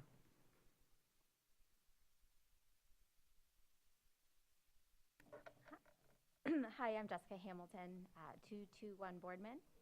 I represent the CCC and have so on the stakeholder group, so some of you folks, very familiar faces. Would like to take the opportunity once again to thank everybody for the commitment that has been shown over this issue, and Dave and Sakura for putting forth a very collegial, providing a collegial environment to discuss an emotional issue. I just wanted to touch on a couple of points that were raised during tonight's meeting. I really do believe that the regional task force is a path forward, or will help initiate a further path forward as we consider long-term solutions. The CCC is supportive of transitional year-round shelter at Safe Harbor, but it's really imperative that we continue to forge a path towards a comprehensive long-term solution. And the CCC's proposal advocates for a long-term solution that provides a collaborative model that does bring nonprofits together to provide services 24/7 and removes barriers to the folks who are seeking these services. As my neighbor just said, it's harder for those experiencing homelessness to take advantage when you're in crisis mode. What we look to do is to provide a comprehensive solution that brings all of the service partners together. And we invite those who have, we do have Jubilee House, and we are in conversation with Safe Harbor, for which we're very grateful.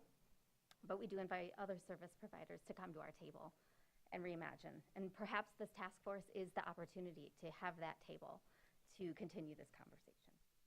So, thank you. Thank you.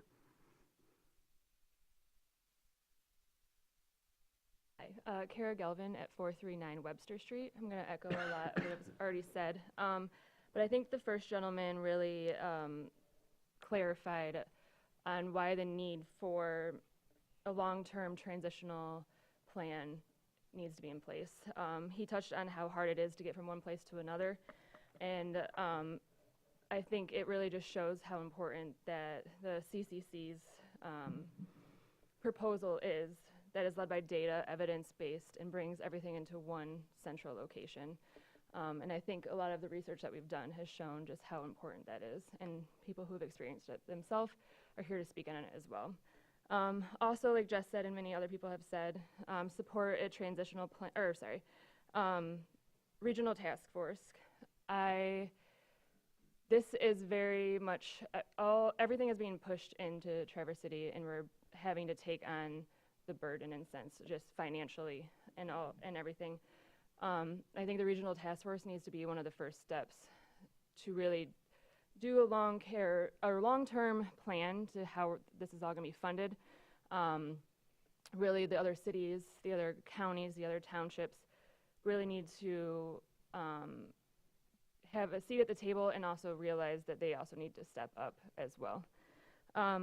As someone who is the closest bus stop to Safe Harbor with my 4-year-old, 6-year-old, and 7-year-old, I also want to reiterate that I think it would be really beneficial if we were able to push back opening, especially as it gets darker. We just had a lot of instances last winter that were scary, is the simplest way I'm going to put it. And it's just hard to explain to kids that young, people who are in crisis mode, and also for them to not feel safe in their front yard. So I'll leave it at that. And then one of the other things is I didn't really hear anything today of how this is going to be funded. So it would just be interesting to hear an open discussion from all parties on really what that plan is. So thank you. Thank you. Hello, Dan Buron, 242 East 9th Street. I'm also the executive director for Goodwill of Northern Michigan. And I just, if we look back where things were at in January and February of last year and where we're at now, I mean, it's really impressive that we have found a way, a path forward, getting different people together. And I think David Sakura got a lot of credit, and they deserve that credit for bringing a group together to have a conversation, have a civil conversation about what we needed to address, a very complex issue and a very emotional issue.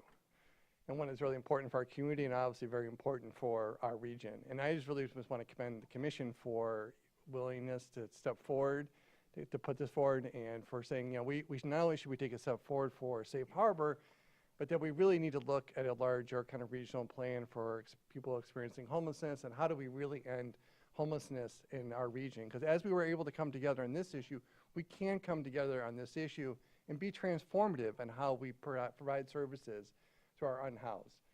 We're a smart group of people. We're in our community, I think that can do hard and tough things. So I also just want to really put a lot of support and encouragement around the task force, that this be something that happens soon, and that we have a timeline, that we come back with a plan with some recommendations within a year. And that those plans and recommendations conclude, I think it needs to be contextualized, the issue of how we provide shelter in our community. I think that's an important question, because we do want to point, we do have another shelter that is in Garfield Township. It's about similar size as Safe Harbor. But I just really, most I really want to say is really thank you. And I think the people who provide that committee to, it's impressive. So thank you. Thank you. I'm Darla Bayless. I live at 611 East State Street. I have a 3-month-old and a 5-year-old. The 5-year-old does ride the bus to Eastern Elementary. And as mentioned before with one of the other speakers, we have encountered some issues had passed by some strange occurrences, we'll say. But I just want to say I support the Community Cares Coalition. It's a proposal as a way to address many of the pain points in our current model. And it's a 24/7 year-round proposal. And as the city of Traverse City and this community, we can do better. We can just do better. And looking at the long run is, in my mind, the best way.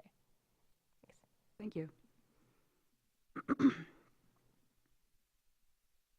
Jim Carruthers, 218 West 11th Street.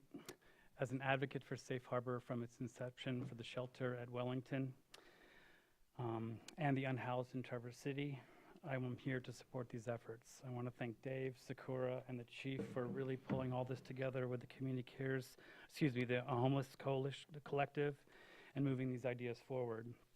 As a Central Neighborhood resident and the chair of Dan's House, I'm well aware of these issues. I live with it, and as a volunteer, I deal with it on a daily basis in my life, because at Dan's House, we house men, some of the most challenging men we have that live in the Pines. I deal with it on a daily basis, I can tell you that. Our regional partners, as it's been said here, must be a part of this. Our metro townships, Grand Traverse County, and they must be involved financially. So yes to a task force, bring everybody together. We know that a lot of our regional partners have pushed a lot of people out of their areas and into our downtown.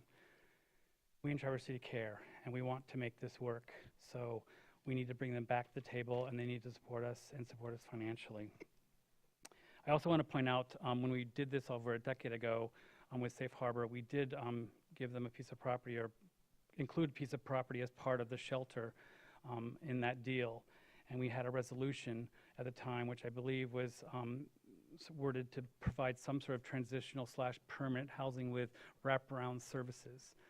That's been 10 years. We talked about 10 years ago providing housing for people that are homeless.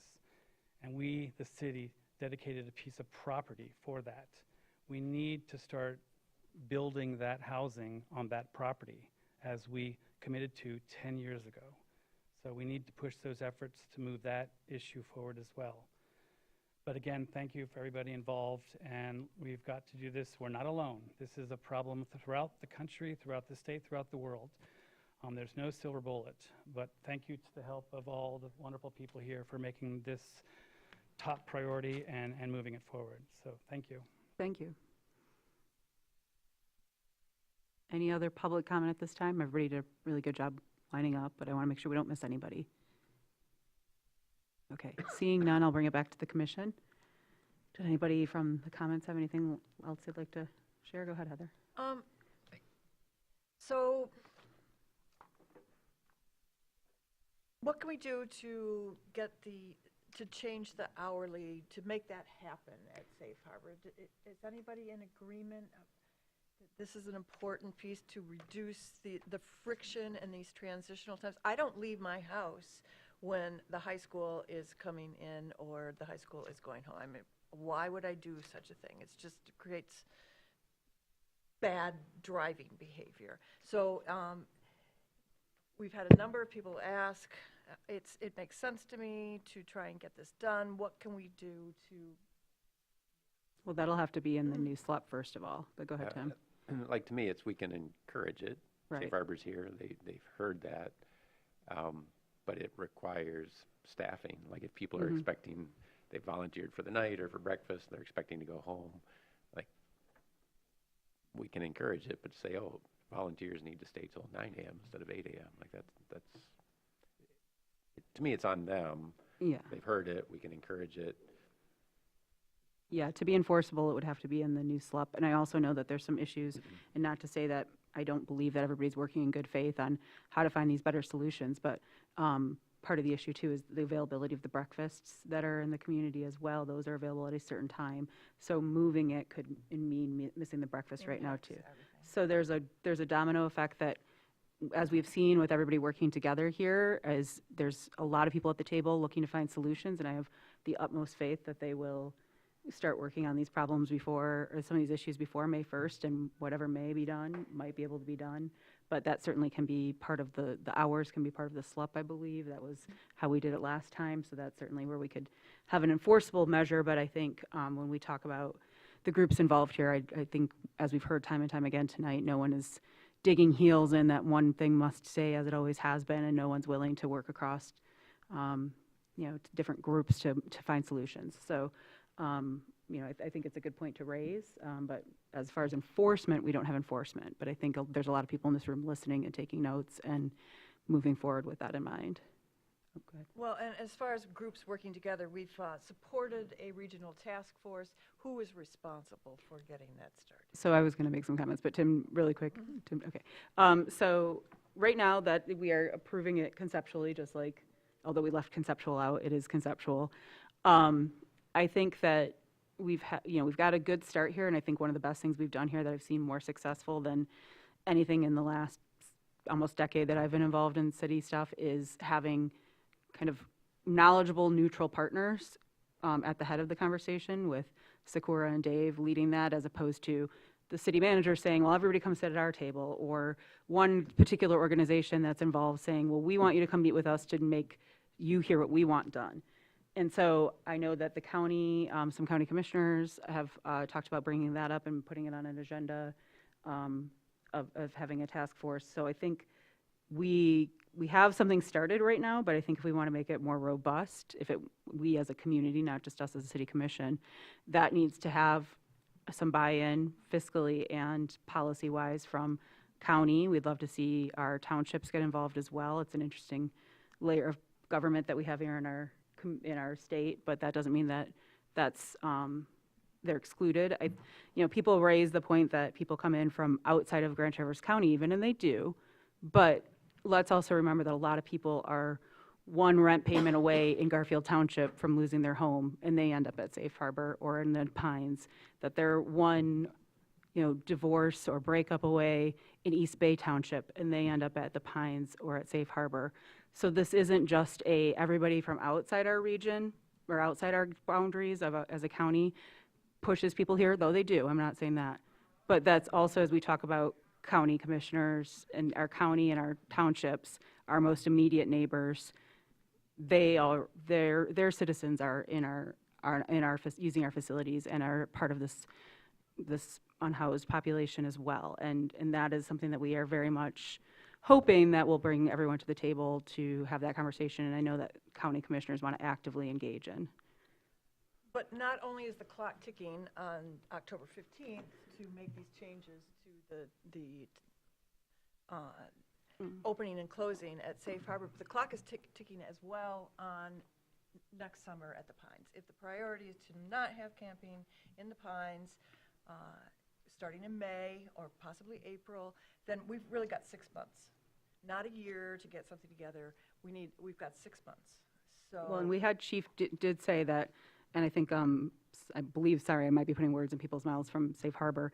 One of our representatives said that this is all being planned for being able to start on May 1st. So maybe not October 15th. They might not have the transportation set up to breakfast or other things like that. But the goal is that by May 1st, when it would be coming a year round, but potentially before, everybody has kind of said there's a willingness. We on our part, as far as enforcements and ordinances, can start as things are brought to us. So will everything be in place by October 15th? I think the safe answer is no, but what we've just heard in all these presentations is everything else. The goal is to be ready by May 1st. Right, but what I'm referring to is the task force. Oh, the So task force. we don't need recommendations a year from now. We would need recommendations in 6 months. The task force, I think, is us saying that we are willing to go into it. There is not a task force right now, though. And so that's not going to, I would be very shocked if there was a task force formed and with recommendations by May 1st. I think we have to trust our experts that are in the room right now and continue to engage more people as we go forward. But that said, with or without a task force, I would also put to everyone that I believe the county still has some ARPA money that's unspent. They have a budget that we don't need a task force for them to step up and acknowledge that there are people from their own, beyond our Traverse City boundaries in our community that are experiencing homelessness and are unhoused and need the help that will be provided at Safe Harbor year-round, and will need the help that is provided at our day shelters and other things that we are looking to fund right now. So I think that the task force is a good path, but I also think that and encourage every citizen to show up and ask the county to contribute right now as well, outside of the task force.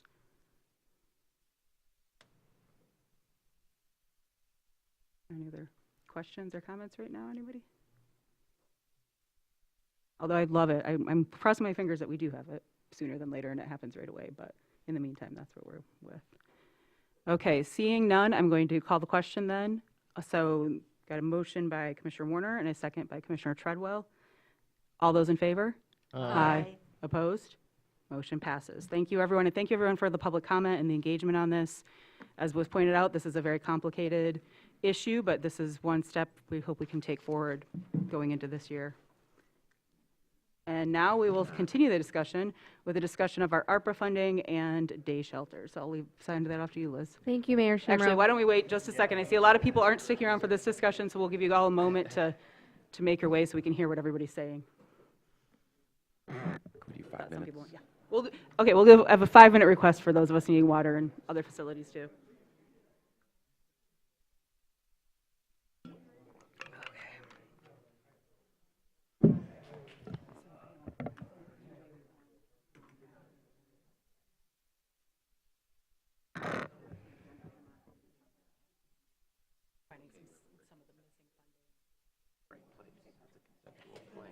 They haven't gone through the process yet. That was conceptual support. Somebody to be watching and be like, you know, so they are gonna. It's okay. Okay, well, And with the idea of temporary. participation by the county's been pretty sketchy. I know, well, that's, what they're planning to do is trap potential people running.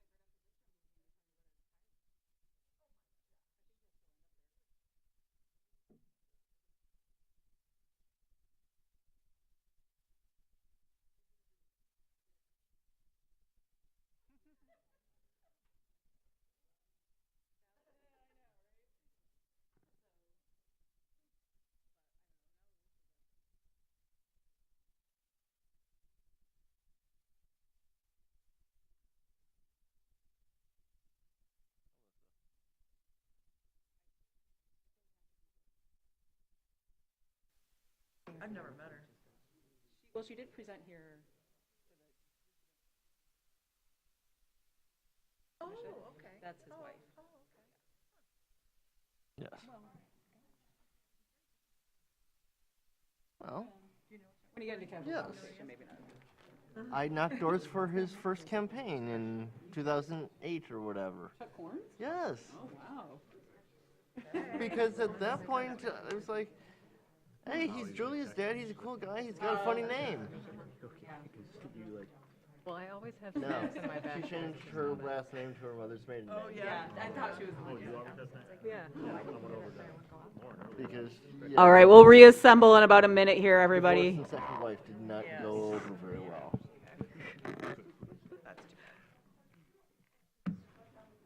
Wow. I know. Poor. I thought that some people would be. I thought so too, but maybe they're all, well, maybe they all have faith in us that we're going to just go ahead and go with this. Stick around for the children's garden?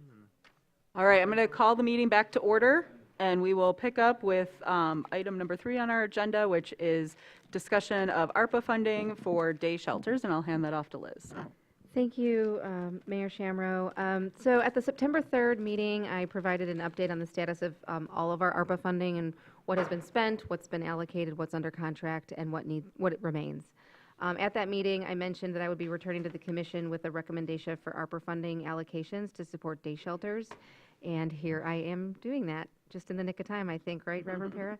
I recommend that the City Commission allocate $40,000 in ARPA funding for day shelter operations in fiscal year 24-25, and an additional $40,000 for 25-26 for Jubilee House. And of course, there are additional remaining funds that I hope to kind of package up and bring for one final allocation. But due to the time-sensitive nature, I wanted to do this one separately, and that's why I'm here. And I'm here to answer any questions that you might have. It doesn't say Jubilee House anywhere here, does it?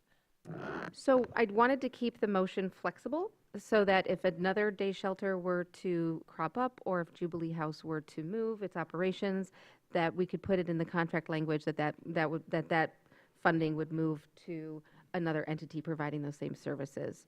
So that's why we just decided to use day shelter, but right now it is intended, especially for this fiscal year, that $40,000 is for Jubilee House, and there's another $54,000 allocation from a community development block grant funding. And I've put Reverend Para in contact with the DTE Foundation, who's hoping to support them with an additional $10,000. So we're really nearing the finish line of that $161,000 goal.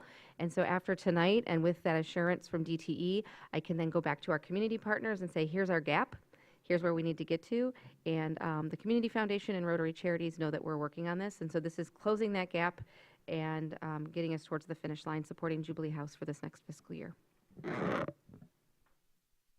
Does anybody have any more questions, or do we want to make a motion? I know we did just get an update on this, but certainly understand if people want to explore it more. Oh, go ahead, Jackie.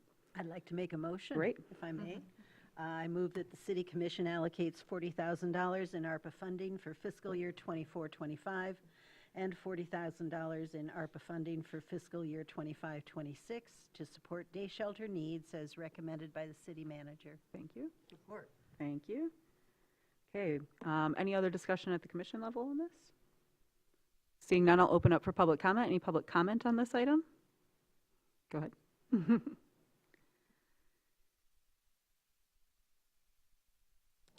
Hi, I'm Jim Para. I'm the rector of Grace Episcopal Church.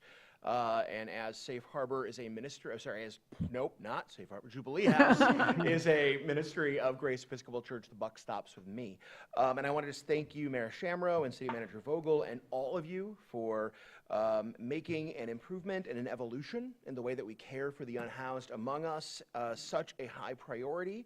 And I also want to thank you for your help in securing the pilot funds that have gotten us here. You might not know, but outside of a devoted network of organizations that do meals only, Jubilee House is the only day shelter for the unhoused in the Grand Traverse region. And it is the only place for our unhoused sisters, brothers, and siblings to be warm in the winter and cool off in the summer, as well as meet various hygienic needs. In 2022, as part of a plan under the leadership of Mayor Lewis, we expanded our services significantly. And now we are open Monday through Friday, 10:30 to 5:30, which means that Central closes, we open. During the cold months, we close. Safe Harbor opens. And since that time, our daily usage has grown 431%. So that is, since 2022, basically we've gone from about 20-something visits a day to darn near 100.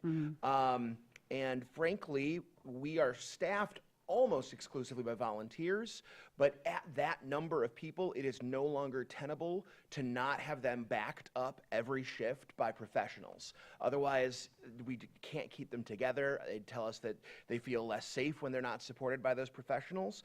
And so without these funds, we cannot remain open. And so thank you, and thank you. Thank you. I'm done. Thank you. Thank you. Any other public comment on this item? Go ahead, Steve. And really, I'm just going to echo what you said. As a fairly new last 9 months volunteer, I've been so impressed with Jubilee House and the part-time staff we have right now, lots of volunteers committing, and a very, very well-run organization, being very frugal. So we do have as many folks as go through Safe Harbor all year round during the days. So it is a need. We do serve the same community. I think that this will allow, we also have a need for volunteers, so I'm going to make a pitch. So I think this will also allow us to have professional staff to make it easier on the volunteers. Thank you. Thank you. Any other public comment? Seeing none, I'll bring it back to the commission. We'll call the vote. All in favor? Aye. Opposed? Thank you all. I think we've definitely done a lot to help get ready for the winter and beyond today, so thank you for that. We'll now move on to the report from the city clerk, Benjamin Marantet, about our liquor licenses. Yes, good evening. I think this is going to, here we go. I'll kick the PowerPoint into gear here. I just wanted to present some information to the City Commission regarding the status of liquor licenses. And then there, of course, will be time to answer questions. If you have questions while I'm talking, please feel free to jump in if that's better for you. And so with that, I wanted to share, and I know some of this may be a touch of repeat, and don't worry, I will not read everything on these slides to you. But of course, the city commission has, in the city, has a lot of authority and control over liquor licenses. When a liquor license is issued, the city commission has the authority to request that a liquor license be revoked, suspended, or not renewed. Of course, that would be at a public hearing and following, a robust due process review. Also, is a way to provide for city oversight of liquor licenses that's a little less severe or nuclear, as I say, is the city has a liquor license registration requirement, which means that no liquor licensee can operate or use their liquor license without a registration from the city. And the reason why I mention it is at the administrative level, so the city clerk has the authority to suspend a registration, and that's something that we have not actually implemented in terms of having actually suspended, but we have indicated that that was forthcoming if there wasn't change in operation or aspects of the way that that business was being conducted and so forth. So that's less severe because we can suspend that registration and then reinstate it once the issue, if there is an issue, has been corrected. So it really is a more business-friendly way of regulating, but protects the city's ability to regulate. And so moving along here, there's different types of liquor licenses. And so those include manufacturers, on-premise retail licenses, redevelopment liquor licenses. This is in your packet. There's all these other types of liquor licenses. I didn't include every single kind that's out there, only those that exist in the city currently. There are some additional licenses. And then there are subsidiary permits that come with those or can come with those liquor licenses. Those include things like outdoor service area permits, which the City Commission has seen those come before you, because any type of on-premise, on-site consumption-related license or permit has to be approved by the City Commission. Off-premise, so carry-out only, are approved by the City Clerk under the current ordinance established by the City Commission. So outdoor service areas for things like sidewalk cafes, as well as outdoor service that's not on city property, but is on private property, but outdoors, just as the name implies. We have also, in terms of those off-site licenses, there are specially designated merchants, SDMs, and SDDs, specially designated distributors. Those are permits that allow for the sale. All of these are only permits that authorize a sale to consumers, not to other distributors, for instance. So specially designated merchant is a gas station, convenience store, or grocery store that allows for the sale of packaged beer and wine. The specially designated distributor is for mixed spirits, again, only for carry-out. Included in the packet is a static map that shows the 120 locations where liquor licenses are held. And I would like to note, as I did in my memo, as well as in the presentation materials, that there are areas where there are stacked licenses, so meaning there are more than 120 liquor licenses and related permits in the city, but 120 unique locations. I did include in the packet a link to the interactive map that you can click on those different dots and locations, and it'll show you the owner, the different types of subsidiary permits and licenses that are included, and when the city approved that particular license or licenses. Just to sort of share a little bit about growth and thresholds for license approval. On-site consumption retail liquor licenses, there are certain types that can be transferred from other jurisdictions. Again, these always have to be approved by the City Commission. You have seen some where licenses are being brought into the city from another jurisdiction. 5 licenses have been transferred into the city in the last 2.5 years. And the reason why, just so you know, we only went back a couple of years because that was what was requested at your meeting in July. So we sort of stuck with that window. Redevelopment liquor licenses within the DDA, there's 265 that are available. That's based on the amount of investment in the 5 years that preceded 2008 in investment. The state has a formula for every $200,000. There's X amount of licenses that are available. There's, again, 265 available within the DDA district. 17 have been issued as of September 9th, 2024. With respect to these licenses, they cannot be sold, and the other restriction that comes with them that doesn't with traditional liquor licenses is that you can't serve alcohol between midnight and 7 a.m. with those licenses. For on and off-site consumption licenses in 2022, there were 75 on-premise or on-site licenses. There were 75 in 2022. As of September 9th of this year, there's now 77, so a net increase of 2 over that 3-year period of time. And then for off-premise consumption in 2022, there were 181 such licenses, and as of September 9th of this year, there's 186.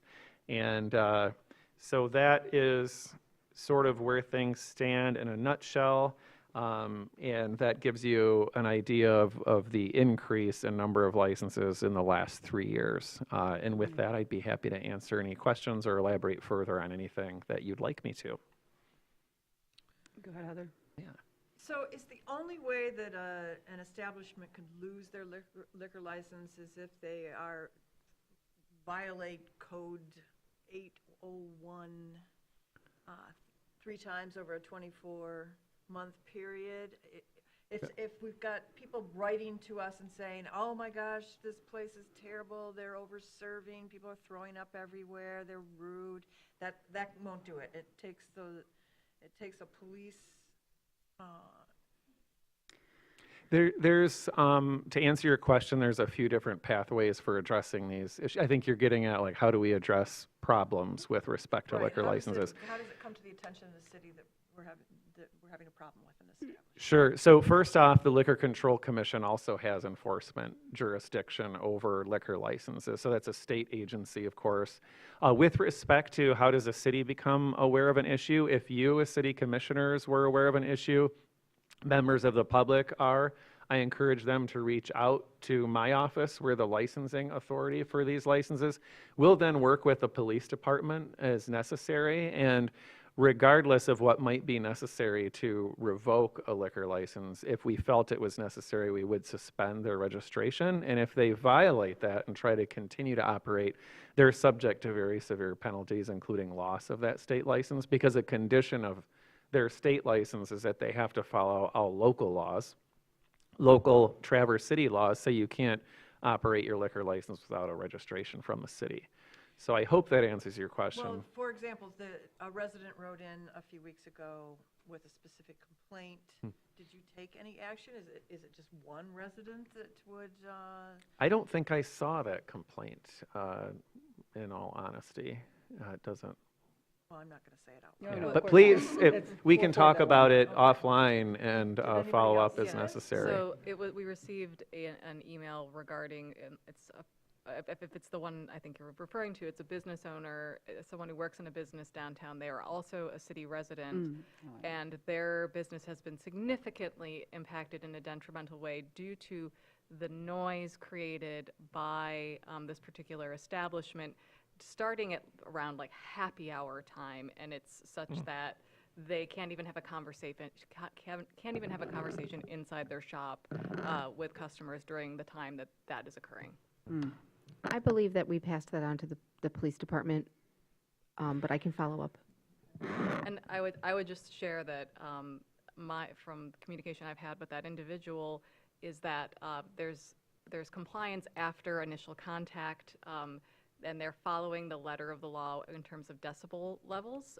However, our noise ordinance is such that if it's causing a disruption, my understanding is that the decibel level really doesn't matter at that point. And so the concern is that, yes, there's compliance for a period of time, but then it reverts back, and this is an ongoing issue. And this local business has had to lay off employees who are also citizens of this community because of the impact on their business. Okay. We will follow up on that. Thank you. Absolutely.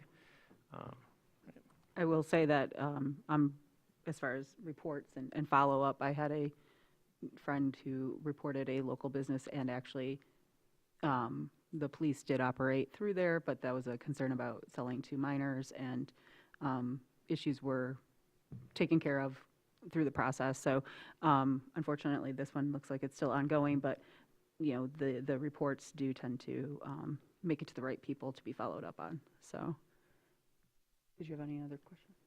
I had a quick question. So you went over the SDM and SDD. I think I wrote those down fast enough. Yes.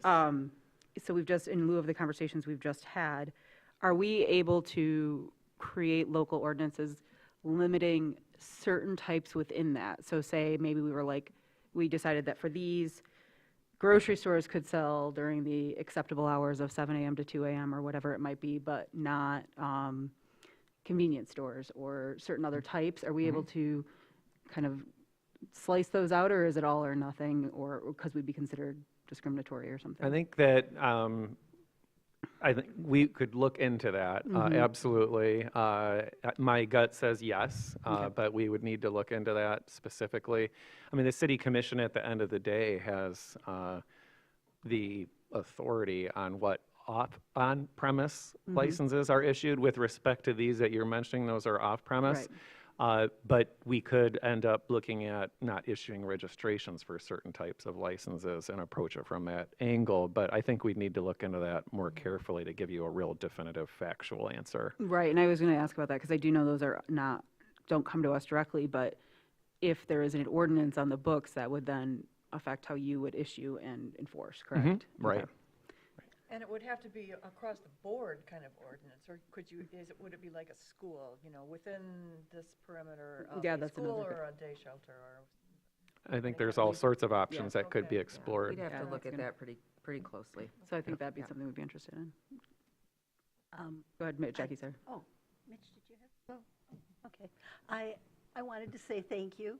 You're welcome. Because I have felt some urgency to pick up the loose ends that were left after the completion of the Healthier Drinking Culture report, and it had quite a laundry list of potential actions. And I'm wondering, is there interest in this body of forming perhaps a small work group to review that action plan from 2022 and see if there are steps that might be recommended to the larger commission?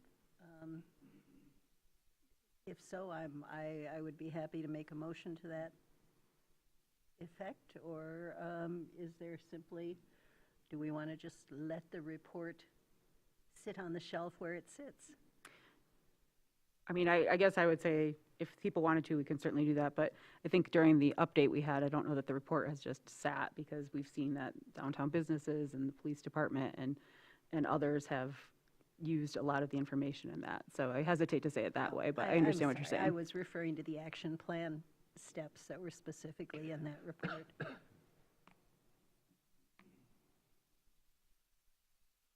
I don't see any takers right now, but See any maybe if you are interested in certain aspects of it, that could be something that could be brought back to you specifically of, points 1 and 2 or 5 and 8. I don't know. Can't remember how many there were at the time, but Thank you. thank you, Jackie. Okay, well, thank you for that presentation, Benjamin, and thank you, everybody, for the discussion. Oh, sorry, Mitch. I don't know if this is something that you can answer or it would require a historian looking back over decades. But I can see that. Thank you for the interactive map and thank you for the inset of the downtown area, since we do have a concentration there. I see roughly counted 57 or so in that downtown area, so about half. That sounds about right. Is that consistent with what Traverse City has had, not just in the last 5 years, but over the last extended period of time? I mean, anecdotally, I could say there's always been a concentration of liquor licenses in the core downtown there's area. a But, concentration of all sorts of commercial enterprises there. yeah, that's about the best I could do right now. Right. I don't have any of those numbers right at my fingertips or on the top of my head. Fair question.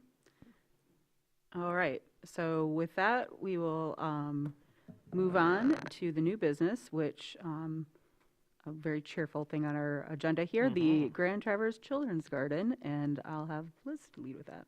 Thank you. Attached is a communication from City Clerk Benjamin Marentet recommending, as I do wholeheartedly, that the Commission extend the management agreement with the Grand Traverse Area Children's Garden by another 10 years, which would bring its expiration to September 30th of 2037.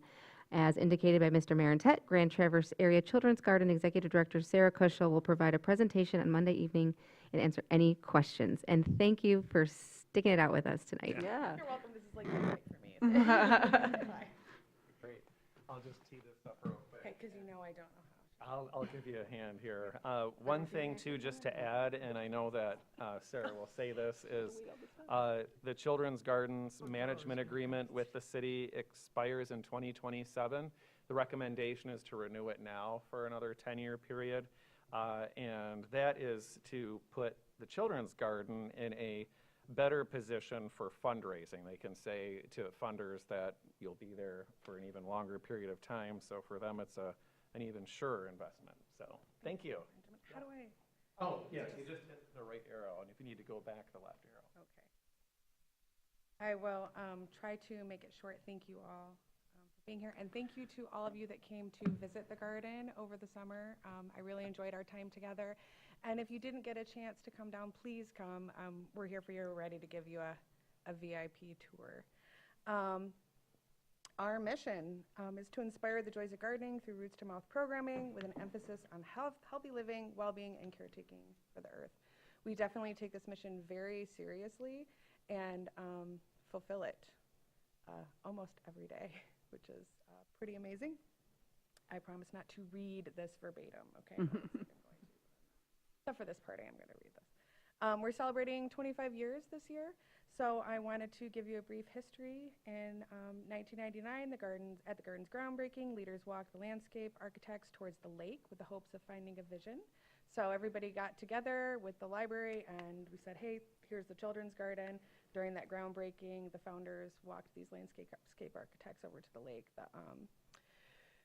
The architects were celebrating 100 years, and part of their give back to the state was to help build parks. And so we walked them over, and with the work of Parks and Recreation, the city, organizations, and individuals, as well as a large grant from the Michigan Department of Natural Resources, Hull Park came to life with the addition of the learning plots for the children's garden. So that's how we came to be.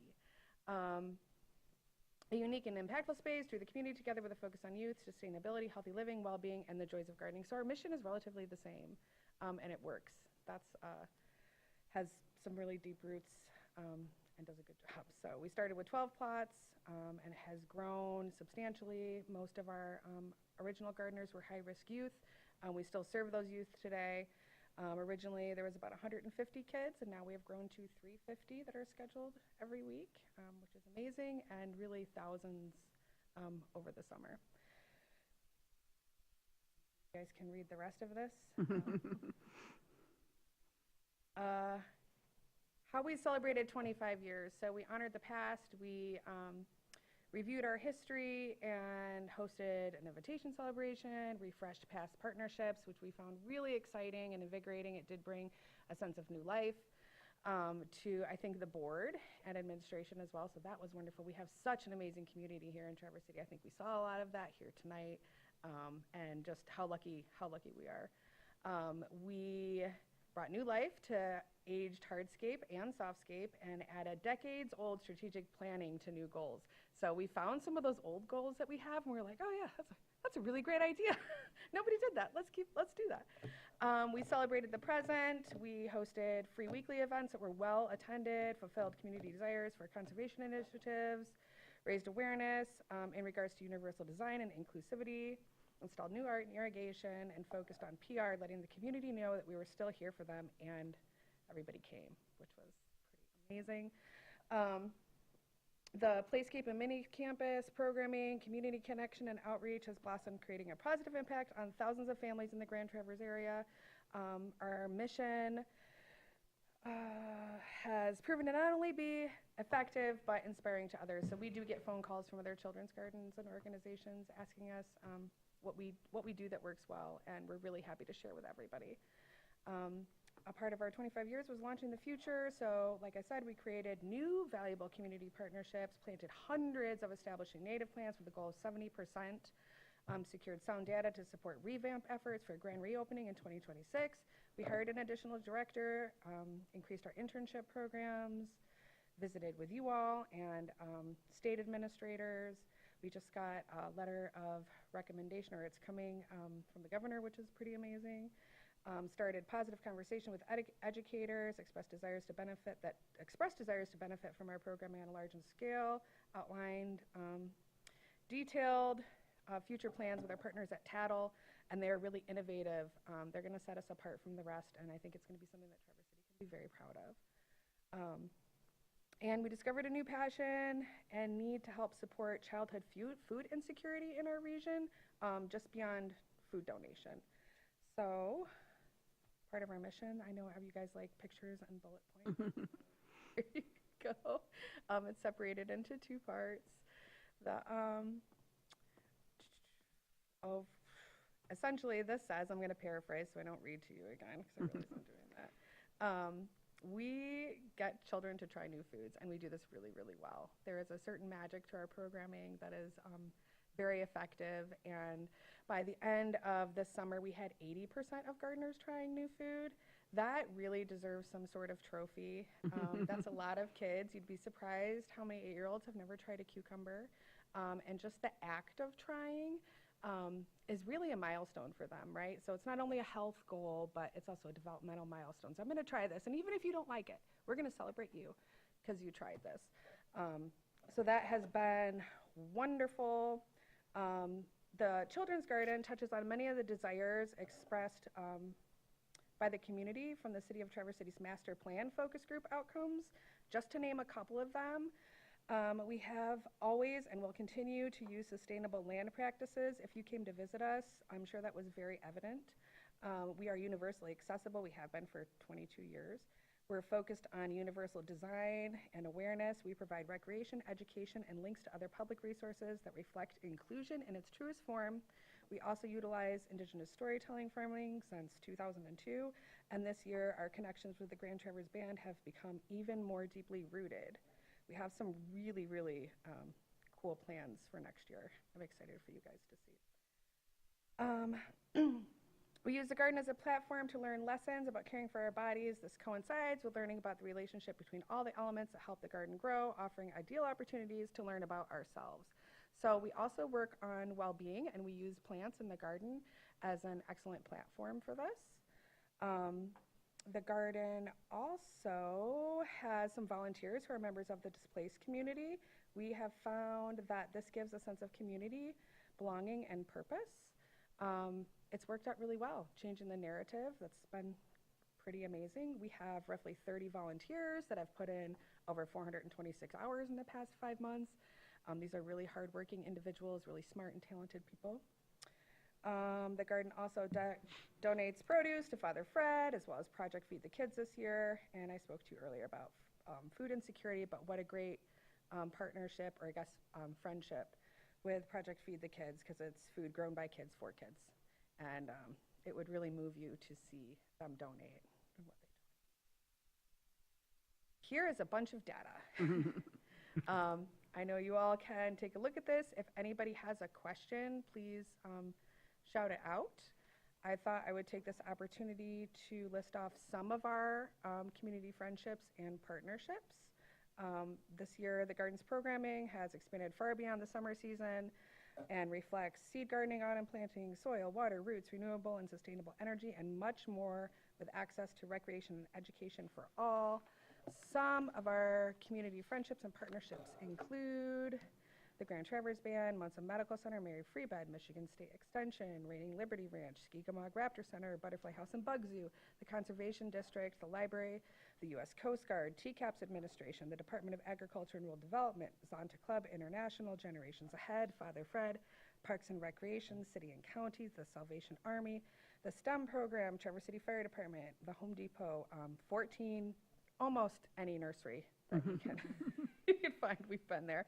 1,000 Hours Outside, Northern Blooms Montessori, TAX, Elevate Climbing Gym, the Filling Station, Carter's Compost, Herbalists Without Borders, Girl Scouts of America, they are amazing, Planet Wild, Lightwear Lavender, the Denos Museum, Zonta Club International, the Cherryland Garden Club, the Community Foundation, the Depot Neighborhood, and over 25 local businesses, and much, much more. I'm sure that you all have seen the 2 letters of support. One of them reached your email probably a couple hours ago. I promised Benjamin that we wouldn't have a bunch of people here for a public comment. I don't think it's necessary, but I know that we have a lot of support in Traverse City. There are some people in the crowd today to sort of help me talk, which is wonderful, and a lot of people watching at home too. So here we go. Why do we need an early lease renewal? The GTA's children's current lease with the city expires at the end of our revamp. So currently we're 3 years into a 5-year revamp. It would expire towards the end of that. This incredible gift to our community's youth has been spectacular. The Children's Garden has served this space very well. As we look forward to finishing our revamp in 2026, it has become clear that an early renewal would be to the benefit of all. As a public, free, sustainable, community-driven space that serves youth, the garden qualifies for large grant opportunities.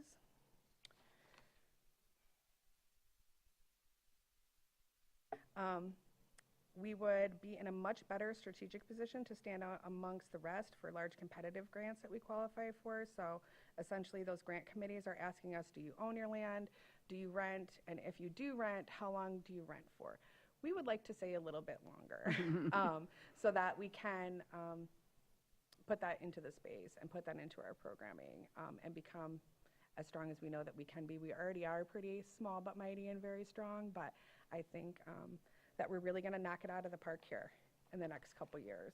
That with your vote for an early lease renewal, we will continue to grow and make the Children's Garden something that Traverse City can be proud of. We're already standing out as leaders in Northern Michigan. Some of the things that we have planned will definitely have us and Traverse City standing out amongst other gardens in the state and educators in the state for supplemental summer programming and fall programming. In addition, these grant awards and private donations and in-kind services, we have so many people donating in-kind service in town that are, we want to make sure that those donations are used for their intended purposes. And many of these projects are of very large scale. So we want to say, hey, you know, this is going to happen. We'll be here for a while. This isn't going to become something different. We want to ease the minds of staff and volunteers who, even in the past few months, have just put in hundreds of hours of service into the garden. And we also would like to give future garden leaders a hand up by coordinating a lease renewal with an anniversary year. So the future ED, many years from now, It would allow that individual the opportunity to appropriately showcase their accomplishments and land success at the same time. So we ask that the commission renew our lease early so that we can be in a good strategic position to serve our community. Thank you so much. Welcome. That was amazing, Sarah. Does anybody have any questions for Sarah? I think we're pretty excited about this. So Okay. I will next ask then, does anybody want to make a motion? I'll move that the mayor and city clerk execute an amendment to the management agreement with the Traverse City Area Children's Garden, which would extend the term by another 10 years with an expiration of September 30, 2037. Wow. With such amendment subject to approval as to its substance by the city manager and to its form by the city attorney. Okay. I was going to, but just in interest of full disclosure, about almost 20 years ago, I used to work for the Children's Garden. Oh, that's great. Look at that. It is really part of the community. It really is. A lot of our interns end up in like nursery, health, they're leaders in the community, they're artists that stand out. You'd be surprised who grew up in the garden. I'm one of those people. Well, that's a Your- testament right there. Your open house party was a really great time, and I got to teach Commissioner Anderson how to use the sundial. Probably my favorite thing there. No, I'm really And disappointed I your had to miss Try it. New Foods program is spectacular. Thank you. I tried new foods while we were there. Because I was with a couple people, I didn't want to be the bratty little kid that I am and embarrass myself. I just ate the salad as it was. That's amazing. Well, I think we'll just go ahead. Is there any public comment on this item? You'll have to share the podium, Sarah. I'm her big sister. And so I don't listen to her. Anyway, no, I'm so thankful that you are all here listening to her today, because 25 years ago, our mother sat here and came before the city and asked for this. And she's no longer with us, but what we see is this beautiful expansion. And at my sister's hands, I'm so darn proud of her. I can't even tell you how proud I am. But I've been a board member for 20 plus years.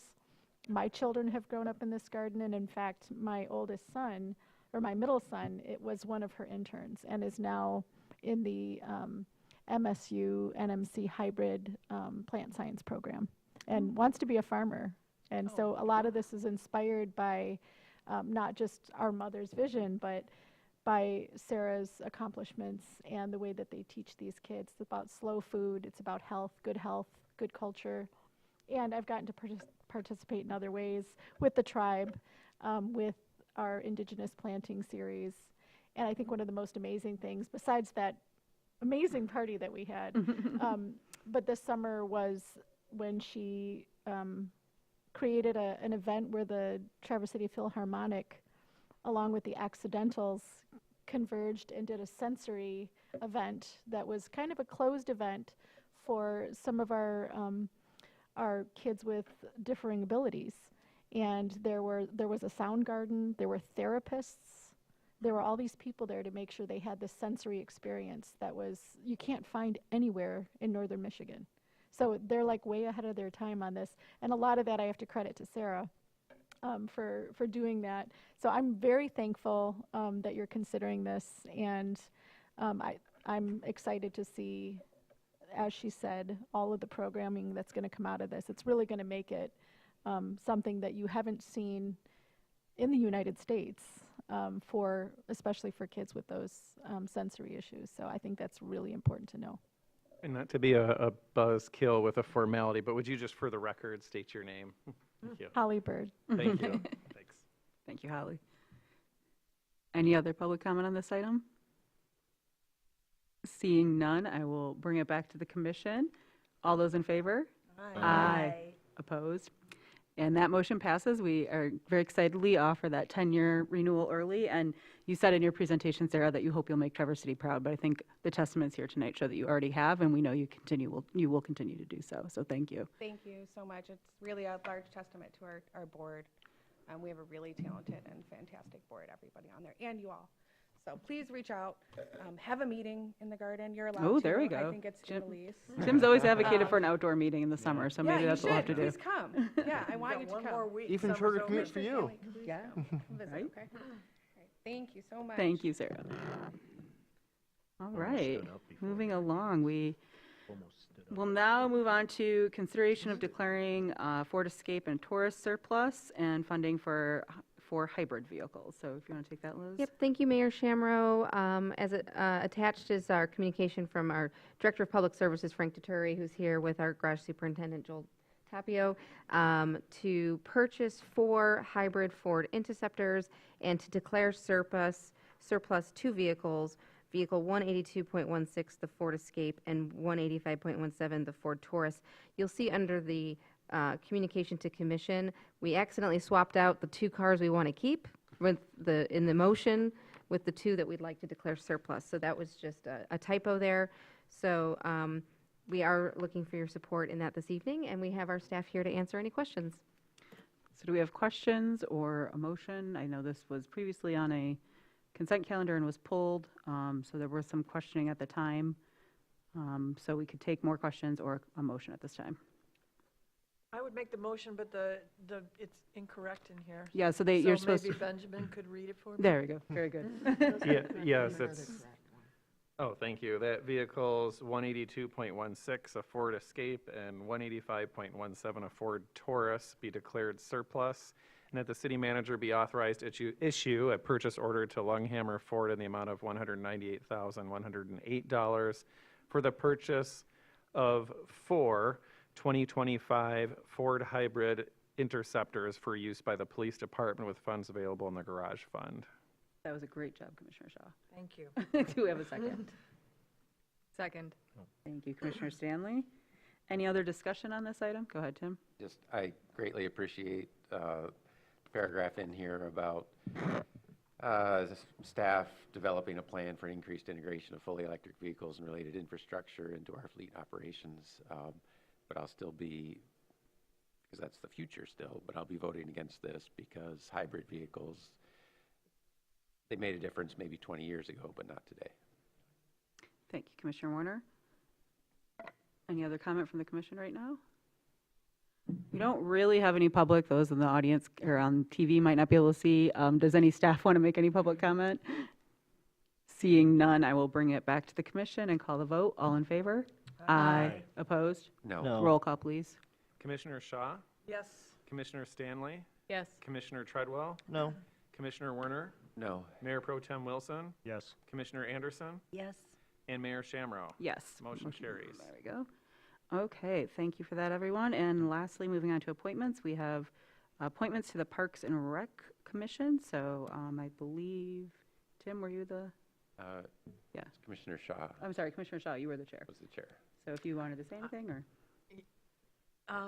make a No, motion. we've got 2 great, well, we've got a returning commissioner, and we have a new one who will be wonderful, David Grams.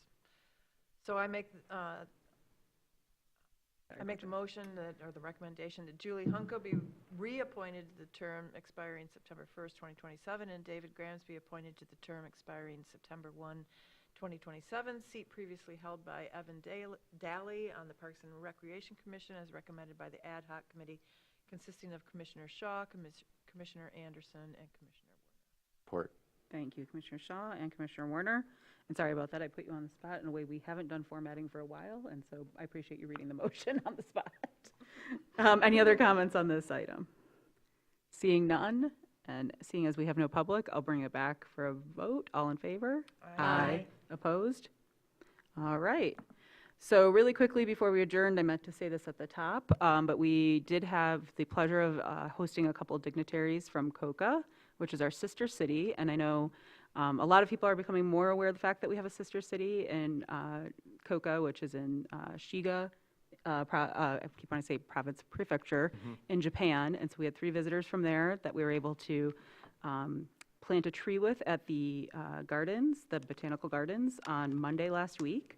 So that was a really wonderful event, and just wanted to let everybody know that there's a shovel that'll be appearing soon that's very shiny and nice. There was also a very nice book put together for us about the history of Coca and Shiga that is with some of our other gifts up at the second floor office that was put together by a very kind citizen. So just really excited that we had a chance to strengthen that bond with our sister city. And for anybody who's more interested, we have some more information. So thank you to all. Is there any other final comments from the commissioners? Go ahead, Mitch. Just to put my other hat on, I'm with, in addition to this role, I'm with Shoreline Investments, which is the contractor for the Boardman River Weir. And the weir is up and running. We're doing our first salmon harvest tomorrow morning. We've got some beautiful king salmon in there and some good-sized coho as well. So great. If anybody wants to come down around 9 a.m., you get to watch all the happy salmon jumping around. Yeah, it's a great thing we have right downtown. If you've got any questions about salmon, I will be literally there all night. So there you go. Just get your salmon needs satisfied. All right, seeing no other comments, thank you all for tonight, and meeting is adjourned. Oh, who in the back?